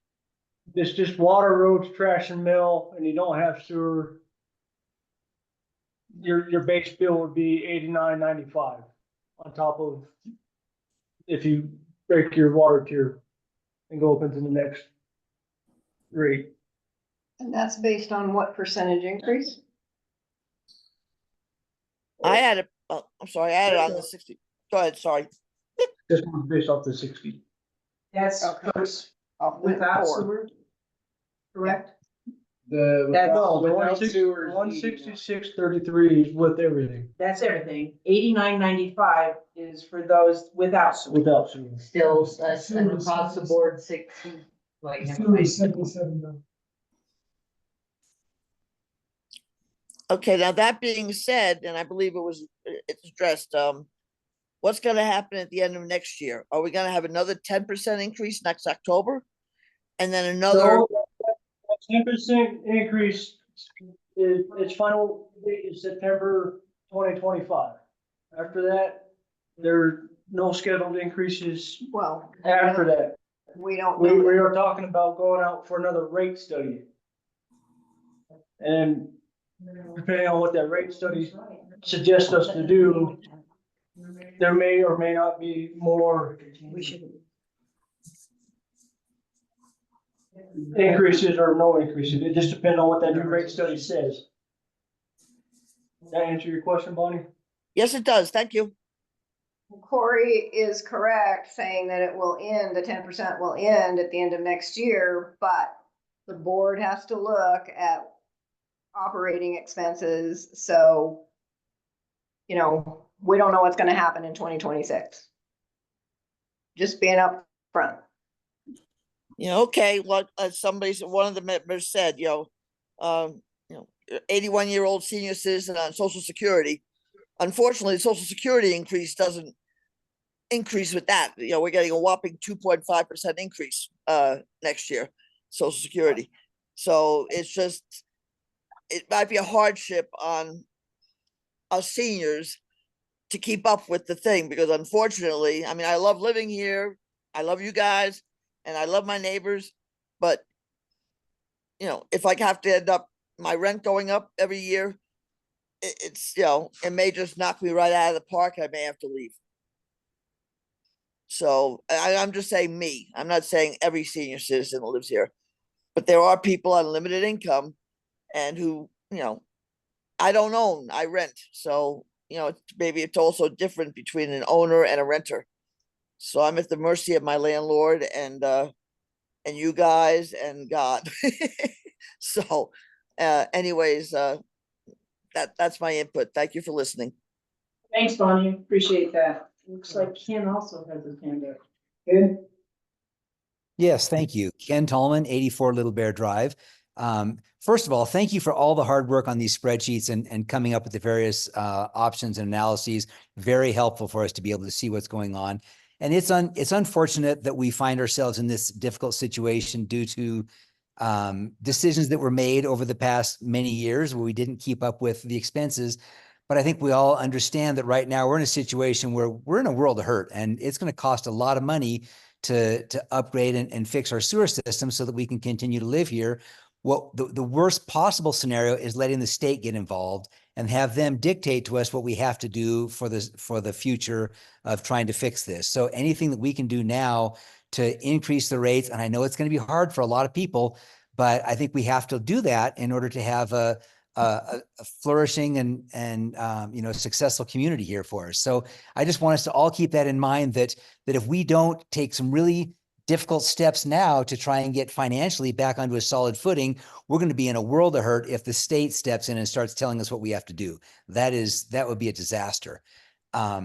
Secondly, earlier on in the conversation, somebody said something about that maybe there's some work we can do to improve our current sewage treatment plant in order to forestall the need to have a brand new physical plant somewhere. Did I understand that correctly, or did I misinterpret that bit? No, I did say that, but we need money to be able to do that. Understood. Perfect. That was actually some really good news, because I was afraid that the only answer was a brand new sewage treatment plant that's going to be tens of millions of dollars. But if there are things that we can do to increase our rates now in order to improve our existing infrastructure, to be able to push, and I don't want to say kick the can down the road, because we know we have to pay the piper someday, but if we can push it down the road a little bit, and as we continue to slowly increase rates to get ourselves into a good financial position, that would certainly get my vote. So thank you for work on this. Big if we start, getting these things fixed, and it does keep us in compliance with our discharge permit. The state may say, okay, we'll let it go. Odds are the state doesn't play that way. I thought the sewer system was failing and it was It is in a true. bad way, and It is true. they're not going to be, because Mark is struggling to keep it up. So with respect to the lagoons themselves, with our current permit, it works great 9 months out of the year. One of the best running lagoon systems I've ever seen, until we lose our temperature. Temperature is an environmental parameter that I can't control no matter what I do. When we start failing our ammonia, that's one thing. When the state gives us our new preliminary engineering limits, or effluent limits, I mean, there's going to be additional things that we have to meet. One of them is nitrogen removal. And so currently, nitrogen removal will be somewhere around 1 or less in a lot of instances. I don't know what they're going to give us exactly, but right now we convert that ammonia to nitrogen. A mechanical plant will then take that nitrogen and denitrify it, so it goes out the door below 1. Currently, we're sending stuff out the door 30, 40, something like that. That's not something they're gonna bend on when it comes time for new limits. So from my perspective, it's a matter of time when we get our new limits, we'll be in violation. Because we're in violation, we'll be put on a compliance schedule, or if we're already working towards that, which is the best option, the state says, hey, they're already working towards that, maybe we'll work with them instead of cut us break. Yeah. The biggest thing we can do to reduce the cost of a wastewater treatment plant is to be able to keep our influent numbers down. We normally will run during the summer and normal days around 55,000 gallons of water through our plant. When we get the I&I, we're in excess of 150,000 gallons a day. And that's stuff that may be coming into our manholes, stuff that's coming into possible leaking pipes, and also sump pumps from residents in the subdivision who are putting it down the sewer illegally. That's something that I know is a common theme in the 80s. But we're not sure how to find out who's doing that. So the biggest thing we can do is keep that amount of water that we have to treat down and show the state, hey, this is our average now. It's not 55,000 plus 3 months of 150,000. It's 55,000 plus maybe 100,000. And that brings the size of our plant down. That's where we're going to save the money. I'm not going to lie to you. Any new critical infrastructure is just monstrously expensive. It never will be cheaper than it is now. And the regulations are just getting tighter and tighter.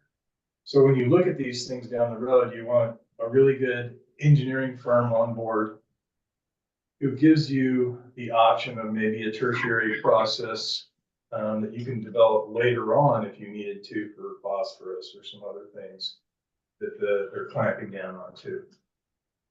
So for us, if we're taking the steps to get enough money to actually start paying some debt, because I don't see us being able, I'm a resident here too, by the way, about 23 years. I don't see us as a community being able to pony up $15 million. Maybe if one of us hits the lottery or something like that and wants to donate, that'd be great, but it's all going to have to be done on borrowed money. And whether that comes from the USDA or the state revolving fund or some other grants and stuff like that, we have to play the game, and we need to start getting those funds, the water fund and the wastewater fund, so that we're looking forward at what's coming at us and we're not all of a sudden surprised that this is happening. I don't mean to scare anybody. That's just kind of the way things are going. And if we had a catastrophic event, right now, we could not pay for it. We'd have to go out and get a loan. If we could.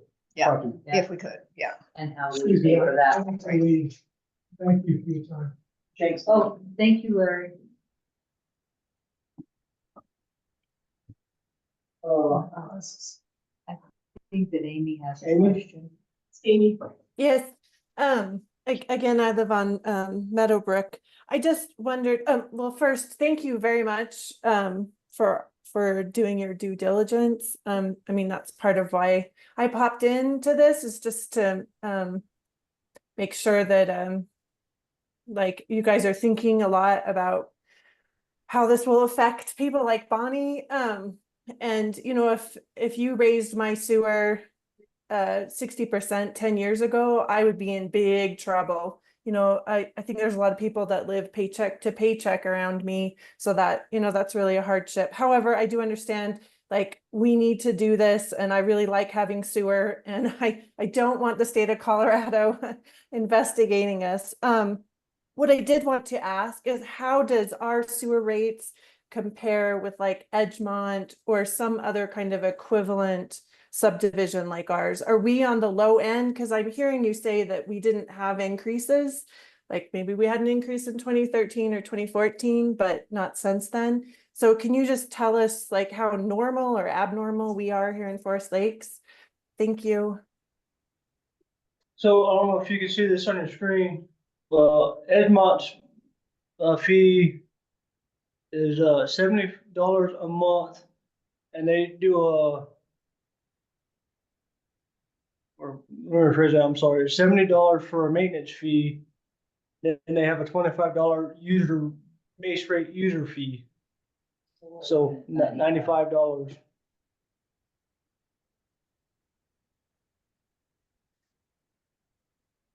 what I'm getting off that. So we're $45 cheaper on the sewer than Edgemont. And I'm assuming, did they do some, do we know, like, did they do some sort of mill levy to pay for their new plant? Do we have any idea? Mark? They had kind of a world-class finance guy, and he was able to secure the $5 million loan and then turned around and made a bunch of money for him later. That's how they approached that. Okay. They saw it coming and he went out and I don't know the intricacies of exactly what he did, but he had that money in the bank relatively quickly. But I don't know how exactly. So it might be a good idea, Corey, to follow up with Edgemont and have a conversation with their district manager to see what they did. They don't have a district manager. What do they have? Self-directed work group. They got rid of the district manager. Oh, I don't wanna do that. Advertise. I thought it was on their website. They've got a controller. I didn't say that. They do have a comptroller, an administrator. Their board is deeply active in the responsibilities that the district manager would have and communicates directly with the staff about items like that. Yeah. So. I was just wondering, because we're looking at probably 3 times their cost when it comes down to that. Okay. Yeah, that's one part of getting this financial model done. It's gonna help us figure out what we need to do. Where we need to start stashing money aside. Would you be open to discussing with them? No, And I'll reach out to them. finding out, maybe. But I mean, I can reach out Challenges. to them today and then we don't get a sewer plant till 3 years down the road and that information's lost because you guys have fired me or I moved on. Stop. Take it back. Take it back. Well, it'd be good to have. Okay. Let's see, it looks like we have another couple of folks that want, some time to speak. Please, is it Judy that's raising her hand? Real hand up. Yeah, Judy? Sorry, can you hear me? Yeah. Okay, thank you. Sorry, I've been on a bunch of these Zoom calls and I can't for the life of me figure out where that little raise your hand, left hand thing is, but whatever. Thank you. That's why I was like this and just trying to figure it out. So, anyhow, I just think it's unfortunate because, first of all, I want to thank you all very much, and especially Corey, because I know that he's really trying to get things turned around here. I've been down there and spoken with him and Shauna, and I can see where people are really trying to, make things better and turn it around. So thank you all very much. But it's just unfortunate. I mean, Corey knows I filed CORA reports, Colorado Open Records Act reports. And I mean, this shows that and correct me if I'm wrong, but shows that since 1994, they have been taking out of Tabor way more than they should have been, which is completely illegal. And we are to blame. We are to blame. It's not you guys. But really, like, what is the voice of the people here? Now all of a sudden we're screwed, royally screwed, because this stuff has been illegally mishandled since 1994. And whoever it was, somebody earlier said, oh, we're going with Tabor now. And now we're using the Tabor laws and rules. And then you went on to say, we're no longer robbing Peter to pay Paul. But you've been doing that. The board has obviously been doing that since 1994. I mean, I understand we have to fix things a little bit, but this is ridiculous. The people should be able to sue or something. I mean, this is absolutely illegal, completely illegal. Correct me if I'm wrong. Sorry, I call a spade, as my mother always said. Go ahead. In 1994, the residents voted to lift the Tabor cap on the amount of revenue that's generated that could be spent. So there was a statutory. think it was Go a ahead. statutory 5.5, if I remember correctly. We could, so if we generated $100,000, you were not allowed to spend 5.5% of that. The district went out to the voters and the voters voted to lift that statutory limit. Oh, okay, sorry, I'm gonna interrupt. When I filed the Cora, this did not say the voters, and I'm gonna read from my phone because I posted this on the Facebook page. In the audit records, it says, quote, on May 3rd, 1994, a majority of the district's electors, that's not the people, authorized the district to retain all revenues from any source without limitation, including those of Tabor. That's not the people, that's the board in 1994. The board is not the electors. The electors are the public that vote That's for the board residents. members and vote on Yes. ballot. The Okay. electors are, That is the people. The electors are the people. So a majority of the district's electors, meaning the people back then, unbelievable. That's even more frightening. So the people back then authorized them to just screw themselves? Is that what we're saying? well, no. This is no. this is why this is my favorite emoji. I mean, Yeah. unbelievable. Really? They elected to lift the spending cap on the revenue. That had nothing to do with the amount of money being transferred from the general fund to the enterprise fund. Okay. Thank you for that. That Okay. was kind of like when we debruced and got out from underneath there. That's pretty much what Okay. that's the natural term, not the person you think No, it is. no, I understand what you mean by DeBruce because Bruce is the one who wrote the bill, which was brilliant. But I understand what you mean by DeBruce. But go ahead. Sorry. No, go ahead.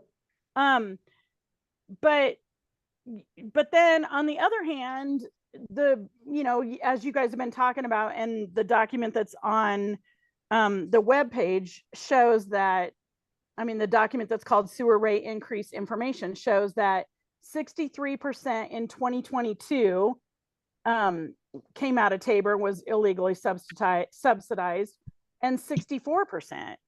And then that's why we're in this mess, right? Correct.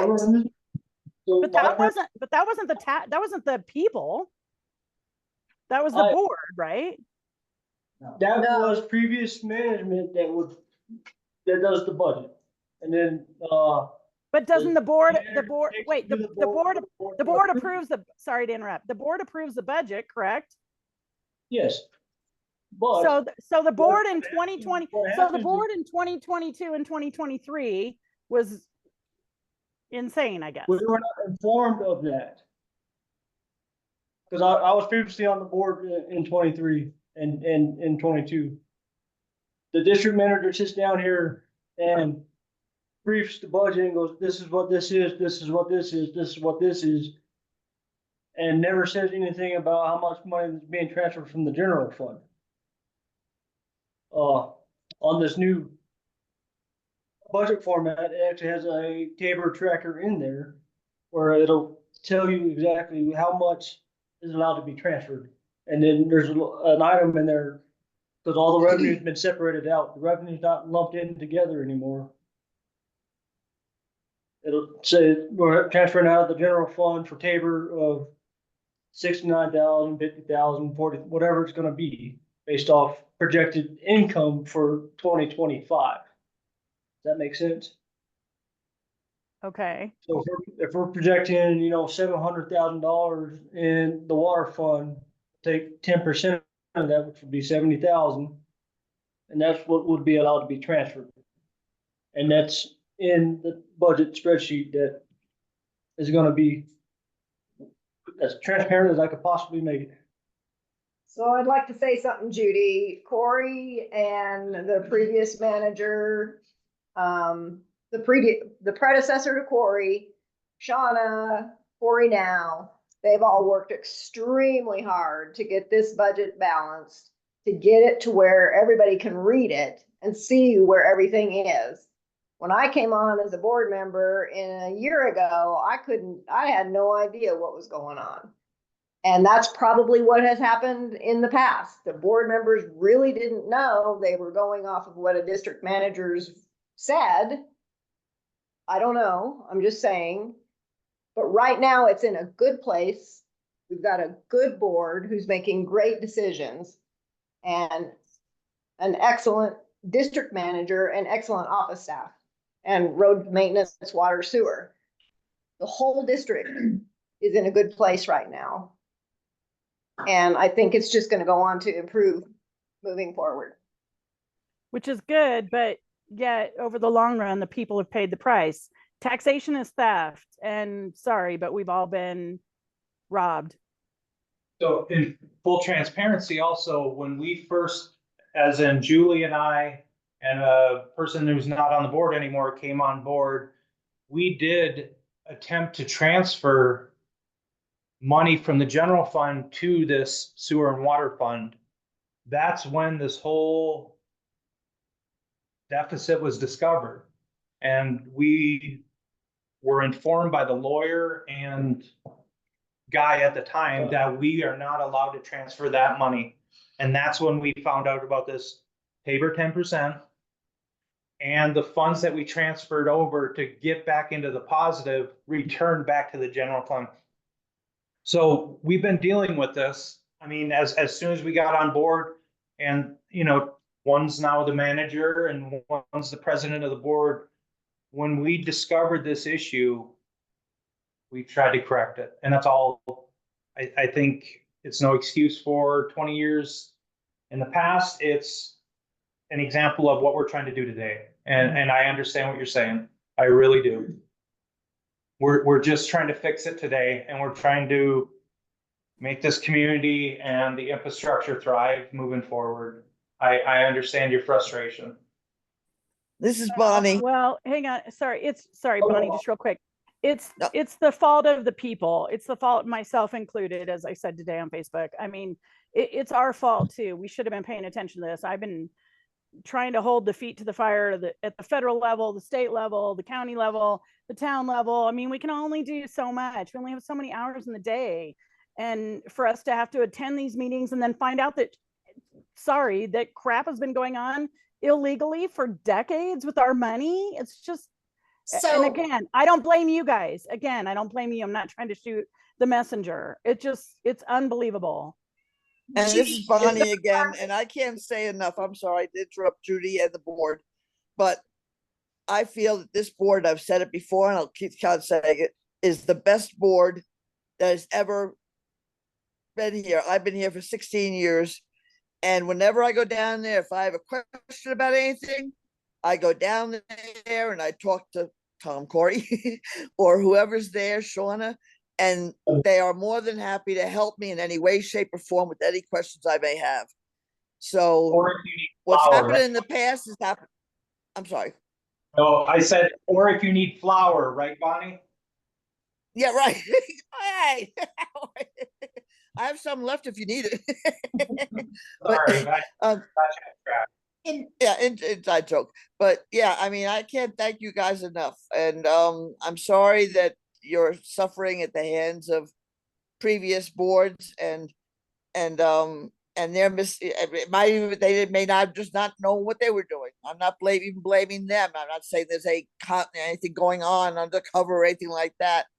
But I for one want to thank you guys and gals for being there, for answering my questions, and for being patient with me. And so, okay, thank you. I'm out. Bye. We can sit here and what if and keep beating the past. It's a mute point now to this where we're at now. We just need to correct the wrong and stay the corrected course. Moving from here on out. I think too that it's really important to, Judy, it's not that we were necessarily or anyone was necessarily doing anything illegal, but transferring money to an enterprise fund over the 10%, we weren't in Tabor compliant. So in the end, the bottom line, what that means is that district, that money was still being spent in the district. So it wasn't being spent anywhere than here in the district. But the enterprise fund could not support itself, which means we're not in Tabor compliant and we couldn't ever get a loan or anything of the sorts. But the money was always being spent here in district. It just wasn't real clear about where it was being spent in district. But no one was necessarily doing anything illegal. We just weren't in compliance as the money was being moved around. If you're in violation of Tabor, like you're 60%, that's illegal. That's illegal. Sorry, I call a spade a spade. Tell me more about this enterprise fund, because to me, I've done enough research at the town level and all these CORAs that I thought that's a state ran ordeal, is the enterprise fund. All anybody has to do is research it. It's easy to follow the money and find out. So we're already being controlled by the state, in my opinion, if we're part of the enterprise fund. Correct me if I'm wrong. An enterprise fund definition is that it can support itself. It's making enough money to support itself. And that's why it has to be an enterprise fund in order to get loans and those sorts of things. It can't be being subsidized by anything other than the money that's being charged for the service rendered. Essentially, what an enterprise fund is, a government-ran business. Yes. Make it. But a minute ago, Ken was saying how we didn't think, I mean, you just said support itself. And that's why I'm like this, like we obviously aren't supporting ourselves. We're looking at loans, huge amounts of loans. We're looking at going to the state. We're looking at borrowing, definitely robbing Peter to pay Paul, probably federal grant money, state grant money. Anytime there's grants, there's strings attached. So then we're just looking at worse problems. And that's why the rate increase is on the table, because currently it won't be able to support itself anymore and hasn't for years. Right. So correct. So am I correct in saying that the enterprise fund is no longer working? Is that correct to say? Yes. We don't have that's why the rate increase is on the table. Okay, thank you for that clarification. I'm just trying to learn here too. I'm not judging anybody. I'm just learning. Like, I don't get all this stuff either. I really don't. I'm just trying to figure it out like we all are.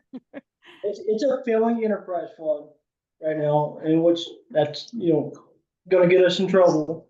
Mm-hmm. And that's the whole purpose of us trying to get to where it's self-sustaining. That way we're not violating anything anymore. We're trying to get out of being non-compliant. We're trying to become compliant and stay the straight and narrow. Yes. So when did we have the enterprise funds? Can you tell me that? When we debruced in 1992, correct, Corey? Is when we should have been Tabor compliant from that point on? Yes. And then go ahead. That's when the fund should have been established. Is when Forest Lakes was established and declared a metro district, Title 32 metro district, and we fell into all the rules and regulations of being Tabor compliant and all the other wonderful laws that are out there. Okay. And then in 1994 is when the people, I guess, voted to just They voted to screw themselves. I don't know how else to say it. They voted to lift the cap, the spending cap on our revenue. So that's the nice way to put it. Specifically on the general fund. Yeah. The fund that's funded by tax dollars. They voted to remove that, I believe it was 5.5% cap that we couldn't touch out of our revenue. That's the nice way to put it, but okay. We'll go with that. We'll go with that. Okay. Anyhow, no, go ahead. So I'm just trying to explain it the best way I can. Sure. And thank you again. I know you're just the messenger, but okay, so that answers my question on the enterprise fund. So I don't know. I guess I'm going to go back to what I said at the beginning of the meeting, which is my request to hear more from the voices of the people, because I mean, all of us here on this call, I don't know how many people are even on here anymore. So many people, like Bonnie said, have dropped off. I mean, people don't have time. People don't understand this. And that's no excuse. It's not an excuse at all. But people need more time to be able to understand this stuff. They need more figures. You guys said earlier about how, oh, you said that, sorry, I'm looking at my notes. You said that the numbers on the web page right now are with part-time rates. So maybe you guys should vote on the part-time thing versus the full-time first, and then come back, then show us the rates, then get it out to the people, have another one of these. I mean, people need to see real numbers. Right now, it's not real numbers because you still haven't totally decided between part-time or full-time. Sorry, I'm out. Sorry, go ahead. Yes. The one that's on the website is all full-time rate. Okay. The one that I was screen sharing, I just changed that right before the meeting because Robin asked me to put the part-time rates back in there to see what those numbers are. Okay, The one that's sorry, I on the misunderstood that. Full-time rate. Okay, for web everybody. page is full-time. Okay, thank you. I misunderstood that. But there's just confusion in a lot of this stuff and a lot of the numbers, and a lot of the people need to understand a lot more of these details of everything to do with Tabor, all this non-compliance, all the figures, full-time, part-time, pro, blah, blah, blah, blah. I mean, holy cow, make your head spin. People don't get this stuff. I mean, they're not getting it. So I think you guys need to you've done your number crunching. Thank you very much for doing that. And I do think you're on the right track. I will say, I think you're on the right track. And I agree with Bonnie that you guys are more transparent than some in the previous years. I completely agree with that. But although there were some years where this worked out really well back in the day. Go ahead. We encourage your participation throughout every board meeting. It's open to the public. So by all means, please join in each month. Let's see if anybody else has other comments at this point regarding the sewer increase. Does anybody have other, go ahead, I'm sorry. A question.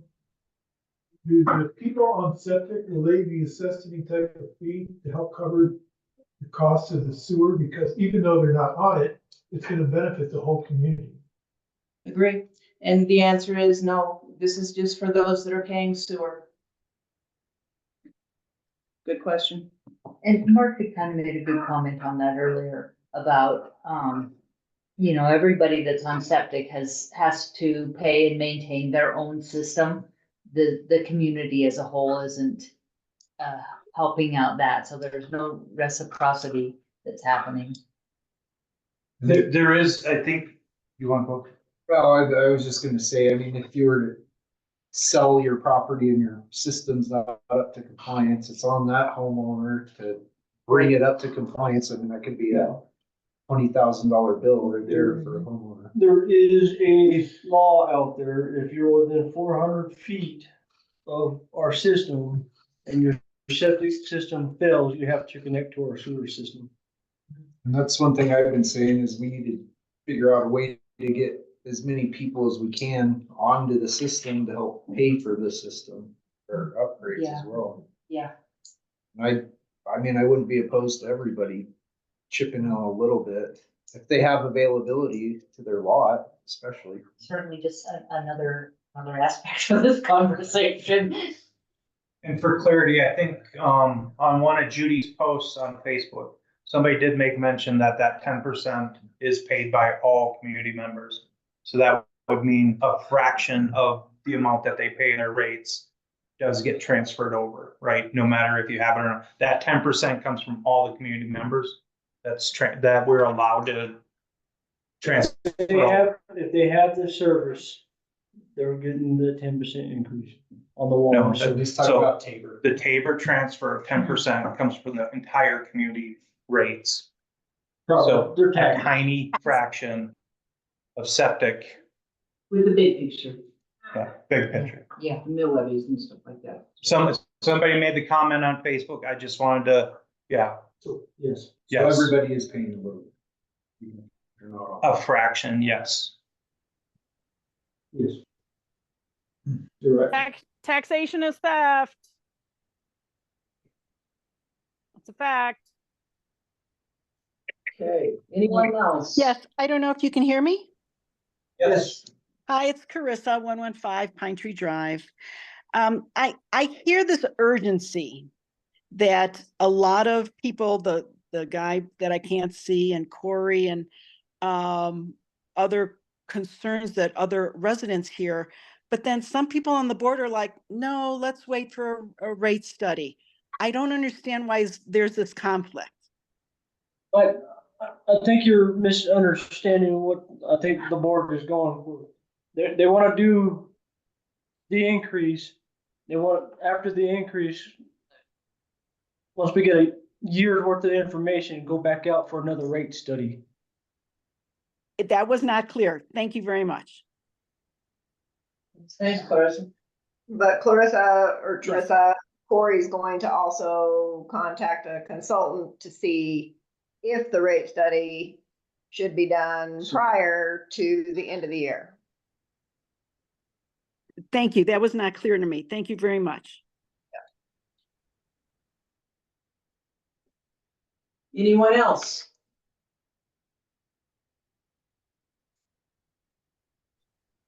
Sorry to keep speaking up so much, but I would suggest consulting Ken. He's a consultant.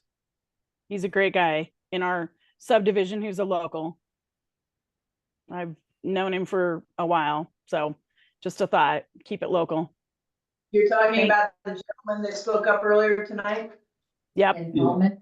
Yep. Thank Okay. you. Yeah, thank you though. I appreciate that, but he's a good guy and he's here locally. Why not keep it local? Thank you. Anyone else? Well, then I think that we'll move forward with this and basically. Need to have any more discussion on the sewer rate? Well, one thing I haven't heard much is like, with all the work that you've done, what percentage would be probably the best or most affordable? Or what's gonna do? Do we have to take action on this tonight? Is this an actionable item that we're? It is an actionable item, and you can choose to, After we close it, then we can like take and make the motions. you can choose to table it till a further date, if you so choose. Or you can vote to approve whichever percentage you would like, or you can choose to vote it down. Okay.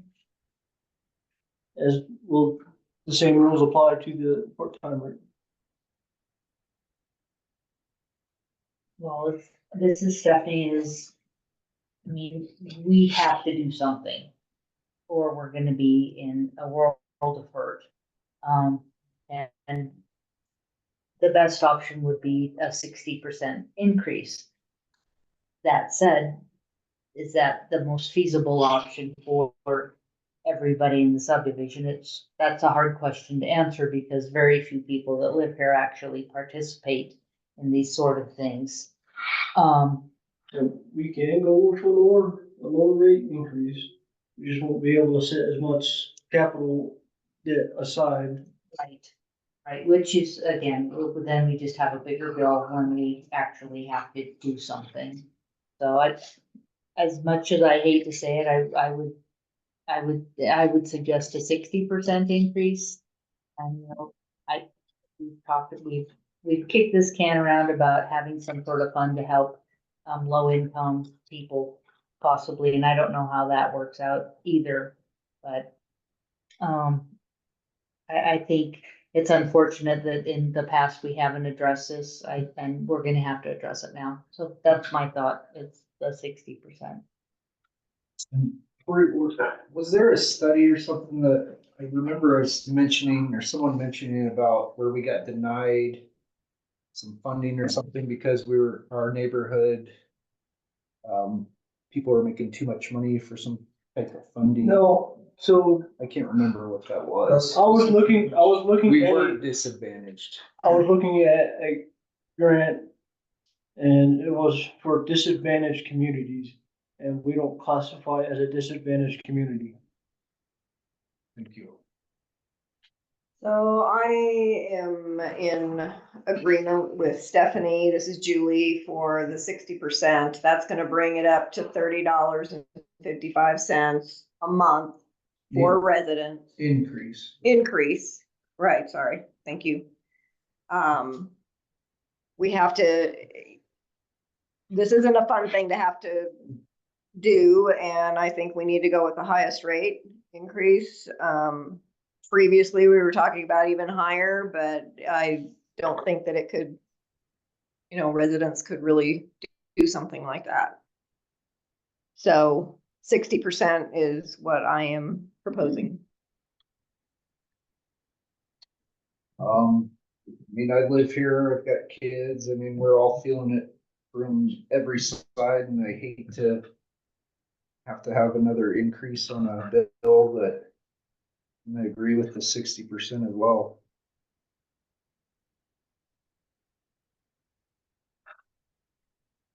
I feel like I've stated in the past, I have a really difficult time voting on this because this is something that will take money out of other residents' pockets that doesn't affect me. And I'll leave it at that. Well, I am on a pension and, I will feel the effects as well, but I want to continue to have sewer. And if we need to build up the base, I think that's where we need to go. So I'm willing to pay my share as well. I would go with the 60% increase as well. I'd like to make a motion that, No, no. We need to close the public. Sorry, sorry, you're not gonna wait? You're not gonna give people more time on this? Come on. Really? Really? The thing is that people don't respond. This doesn't even, Corey even, wait, Corey even said something about. Please, let her talk. Let me finish. We don't get people participating, and that's part of the problem. Your point is totally valid if people would participate, but they're not. And that's the hard part for us. We have to make a decision based on the people that do participate. And that's. You don't have to make a decision today. Corey even said this is gonna be a ways out. Why do you have to make a decision tonight? You don't. We're choosing to make a decision tonight because this has been talked about since last year, since mid-year. We've known about this for quite a while and been talking about it every month. It's been at the meetings. If you'd come to the meetings, you'd see that we've been saying stuff all along.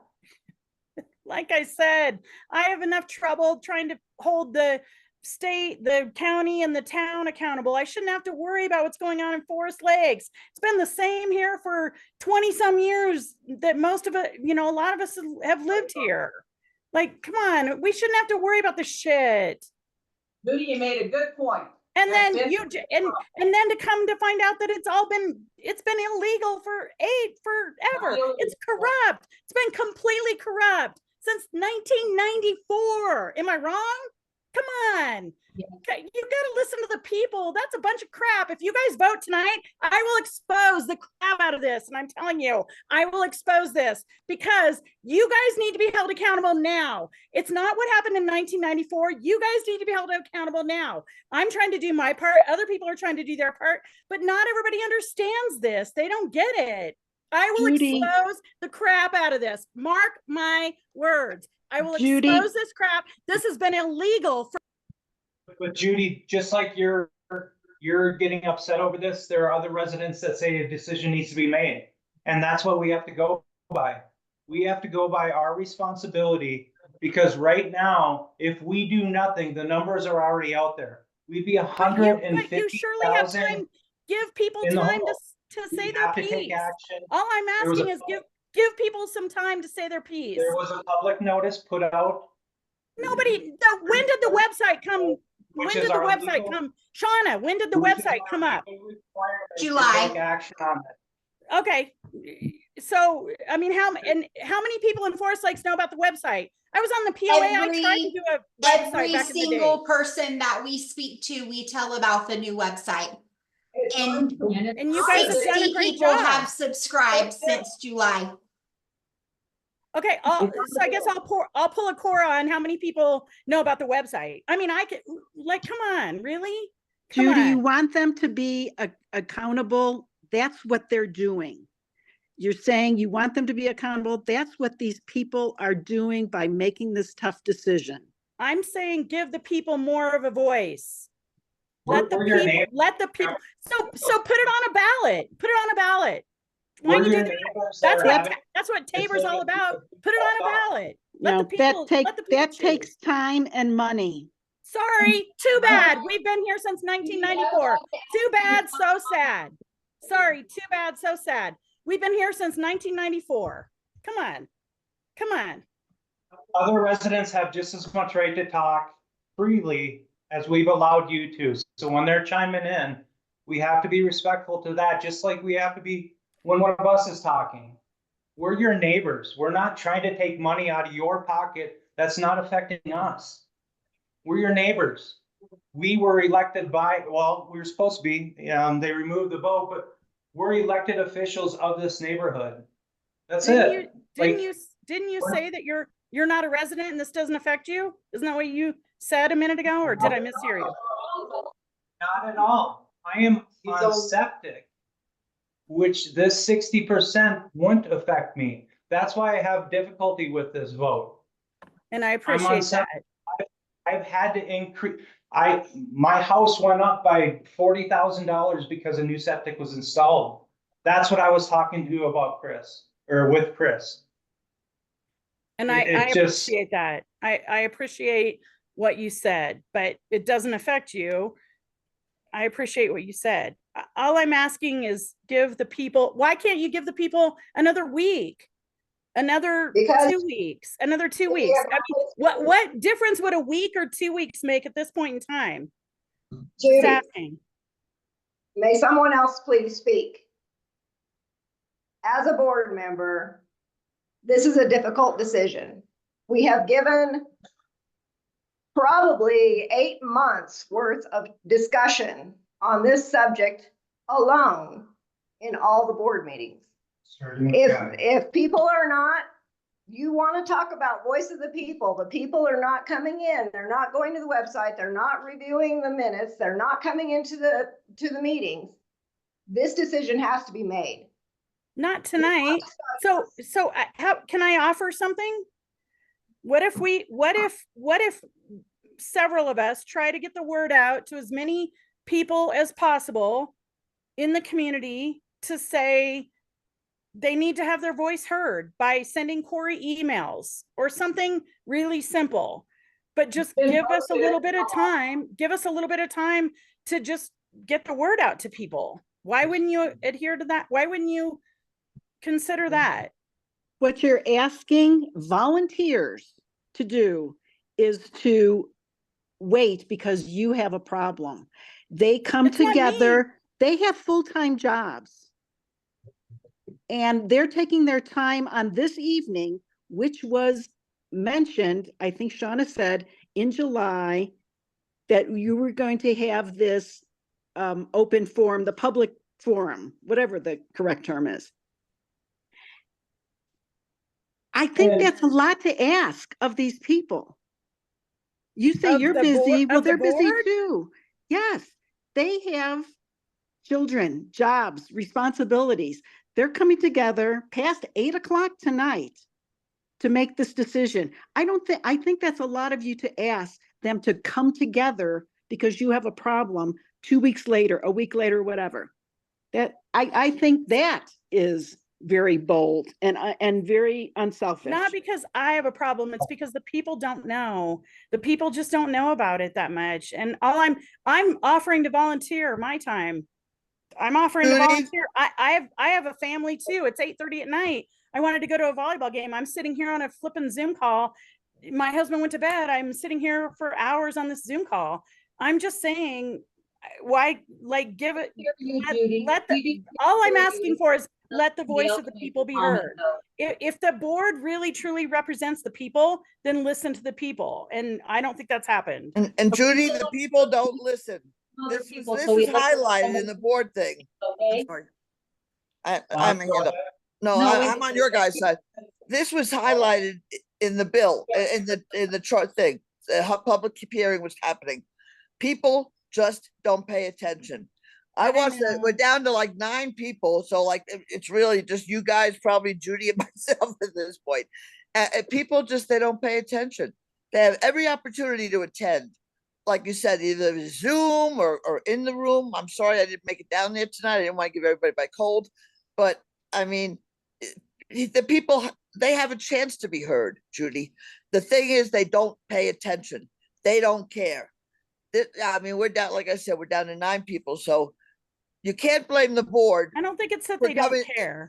I don't think it's that they don't care. Why weren't they here? Why were they not here? Why did they not attend the meeting? Okay, do we have some people in the room that would like a chance to speak? Would you please introduce yourself and give us your address? I was the late person. I'm Steph and I'm on Chateau Lane. And I'm a single, self-employed person. I don't come to the meetings. I'm not on Facebook. I do talk with my neighbors. I do read the briefs. I see the post on the mailbox, and I also see it on my bill. I am on the website, but I agree. I was happy when I moved here in 2018 with the $69.75 I paid. I get sewer. I'm happy with my sewer. It was a bummer that our prices went up. I understand that they need to go. Bills are bills. Bills will always go up. Everything goes up. I get it. I agree with you guys. We need to do something. I want sewer. It's gonna hurt a little bit, but you know what? We need it. So I'm with you guys. Yes, the 60%. It's gonna be hard, but $30 a month, I will pay. That's all I have to say. Thank you. Thank you. Did you have something you wanted to say as well? Yes, I was just going to say. Would you introduce yourself? I'm sorry, Gail Warbattle, 804 Pine Tree Drive. I did miss one meeting. I have been to continuous meetings. I have heard this subject come up over and over again. I've seen how many people are in the room. I've seen how many people, because I actually sit here and mark how many are on, that I can see. How many are on the web looking in, the Zoom call. So it's posted, the entire thing Corey had out there. There is a board packet which has all the information that's been shared here pretty much there, other than some tweaks that are made at the final minutes before, which are always done like that to do. I just want to say thank you to the board that is actually addressing an issue that has been kicked around for numerous years. The fact that it got this bad, I don't think anything was nefarious. I just think that it happened that way. People were trying to balance or whatever. I sat on those board meetings too, as part of the audience and listened. I don't think anybody did anything except one person on purpose. And I think this board needs to act, because the quicker they act, the quicker the path forward goes. Paying the extra money, sure, it hurts everybody. I do feel that the 40 people, and maybe you guys have the answer to this, how many of the 40 people that would be full-time, or I'm sorry, if you choose that, because you get to vote on that too, but how many of those 40 people or 60 people are actually needing extra assistance possibly? So I'm guessing it might be a smaller portion, but if there's something that could be done to help them, I'm totally for that. But I do think the board needs to act tonight, and I did look the numbers, and I agree with the recommendation of 60%. Thank you. Thank you for having the guts to take that vote. and represent us, all of us.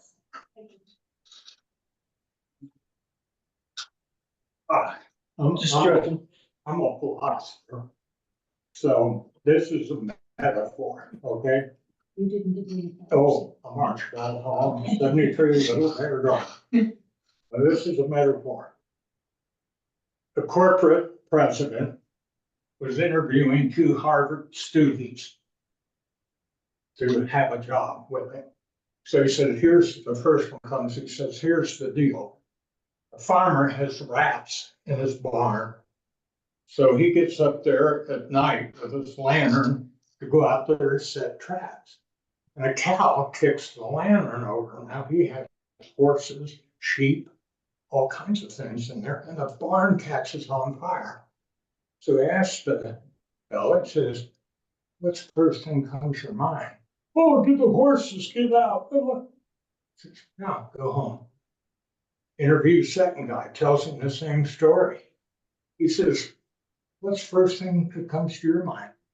Did he kill the rats? You got the job. I give you that metaphor. Focus on the rats. Thank you. You're welcome. Well, maybe. You're welcome. Well, the rats, sorry, are the people who didn't comply with Tabor and who were illegally. You know. Okay. Okay, so everyone has had an opportunity to speak. We are now going to close the hearing and we'll continue and take action now. This is resuming whatever, 8:25, we're resuming back to the regular meeting. The public hearing is now closed. So we're back to the regular meeting. We have 2 items on the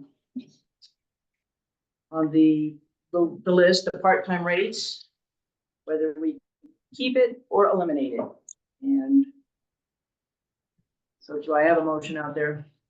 I make a motion that we, get rid of the part-time rate and that we review our policy and update the language, including making changes to, what is a 1996? We have a 1996 resolution that I would also like to include to double out of district rates so that it's standard that they're doubled what in district is paying. That was kind of a long thing. I will second that in saying that to modify the policies to capture everything that we've done tonight. In the out of district, it is stated that they pay twice the price as in district, and that it be verbiaged that way on our policy as well, and that it's full-time rate. So we're going based That on what is you for said. the part-time, those attachments to the part-time. So we're only voting on part-time rate going up to full-time, going to a standard rate. Yes, standard, Standard rate that everybody else is paying. the standard rate, yes. Okay. And out of district double. for Yes. across the I board. believe it's the 1966-02 resolution. Yeah, it's in here somewhere. 1996-06 out of district. Yep. ordinance. Right, Yes. That's not. it's on the bottom of this page. We've been saying out of district pays double, in district pays the standard. Okay, that's the motion on the table. Does that make sense? Yeah, this makes sense. Sorry, I was kind of. It makes sense to me, and I know what I need to do. Yeah. Okay. I'll make the amendments and have it ready within tomorrow or the next day. So you seconded that. I did second it, Robin seconded it, Stephanie made it, all in agreement? Aye. All board members are in agreement? So be, going to the second, sewer rate increase. This is Julie. I propose that the sewer rate increase goes up to 60%. I make- 60% increase. Huh? Not proposed, I'm making. Okay, I'm sorry. I make a motion that the sewer rate increases 60% from 50.92 to 81.47 per month. I second that. That actually goes into effect take in effect. July or January. January first, January. 2025. Yes. I second that. Robin does. All in favor? Aye. Aye. You can abstain. You can abstain. Remaining silent is the Okay, appropriate. Michael is abstaining from, you don't want to vote. Sorry. So, Michael, you're not voting. There are four, therefore it passes. We have a quorum. So the rate increase will go into effect. July 1st. Yeah, January Yeah, 1st. thank you. January 1st, 2025. 2025. I think that's it. Yeah. And I can come in tomorrow and sign whatever documents I have to sign or tonight. We'll be including that on, I guess, the bill notice. Yes, let's put that also, We got the only one that says if I abstain with that action. use the there's- right verbiage there. There is a difference. Can we make sure that this information does get put on our monthly statements like we do?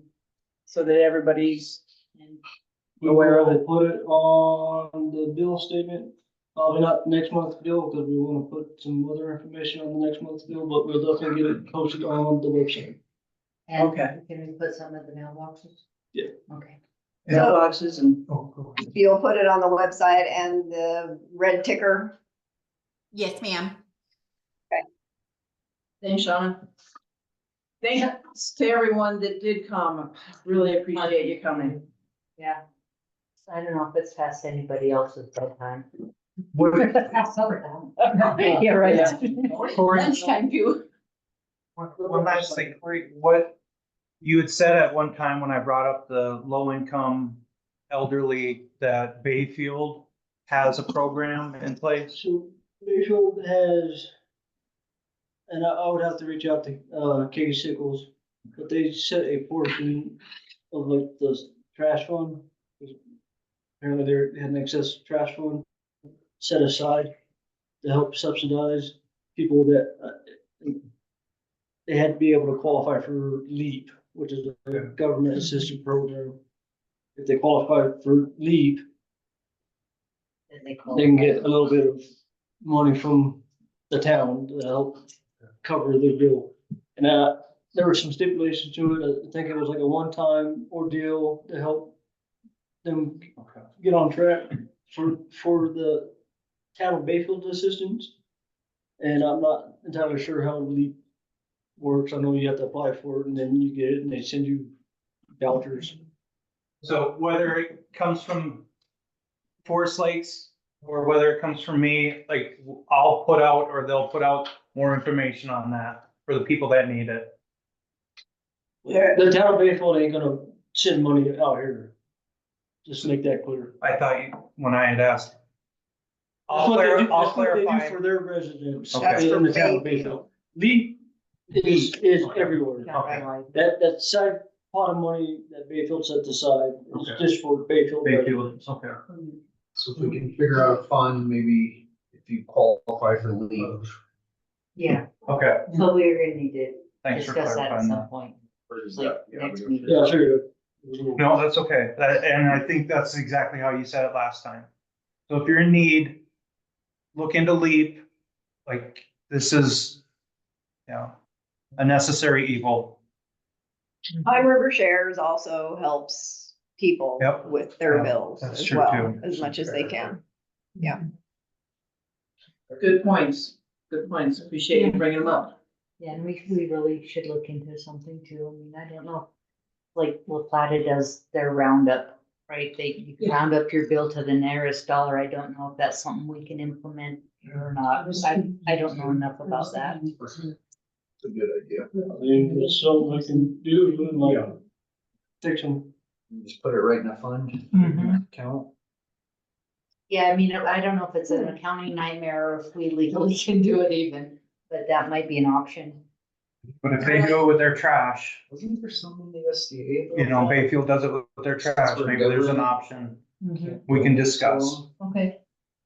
Yeah. I think we talked about that before. I've heard, as you know, I agree with what you've done, but I think it's imperative that you look at the single moms, the widows, et cetera, follow through with that. I think it's a moral issue for this board and this community to take care of our own. Agree with you. Yeah. Yes. Yeah, I think everybody on the board agrees with that. Yeah, we'll have to see what's available and if it's, cause we're a government entity, how we can do that. That's some of the rats. This some of the would rats. be, you know, you mentioned, earlier, the lottery. Anybody? So, you know, If, when I win, I'll just put that, make a little pot. there's quite a few of us in here getting hungry, so if we can Yeah. save the sidebar Yes, conversation sorry. for after the meeting. Okay, that all I being haven't had said, lunch yet. I think it's time to adjourn. So thank you again for coming. Thank you, everybody, for coming. Meeting adjourned and it is 8:34 PM. Yeah. Thank you guys. Thank you for coming.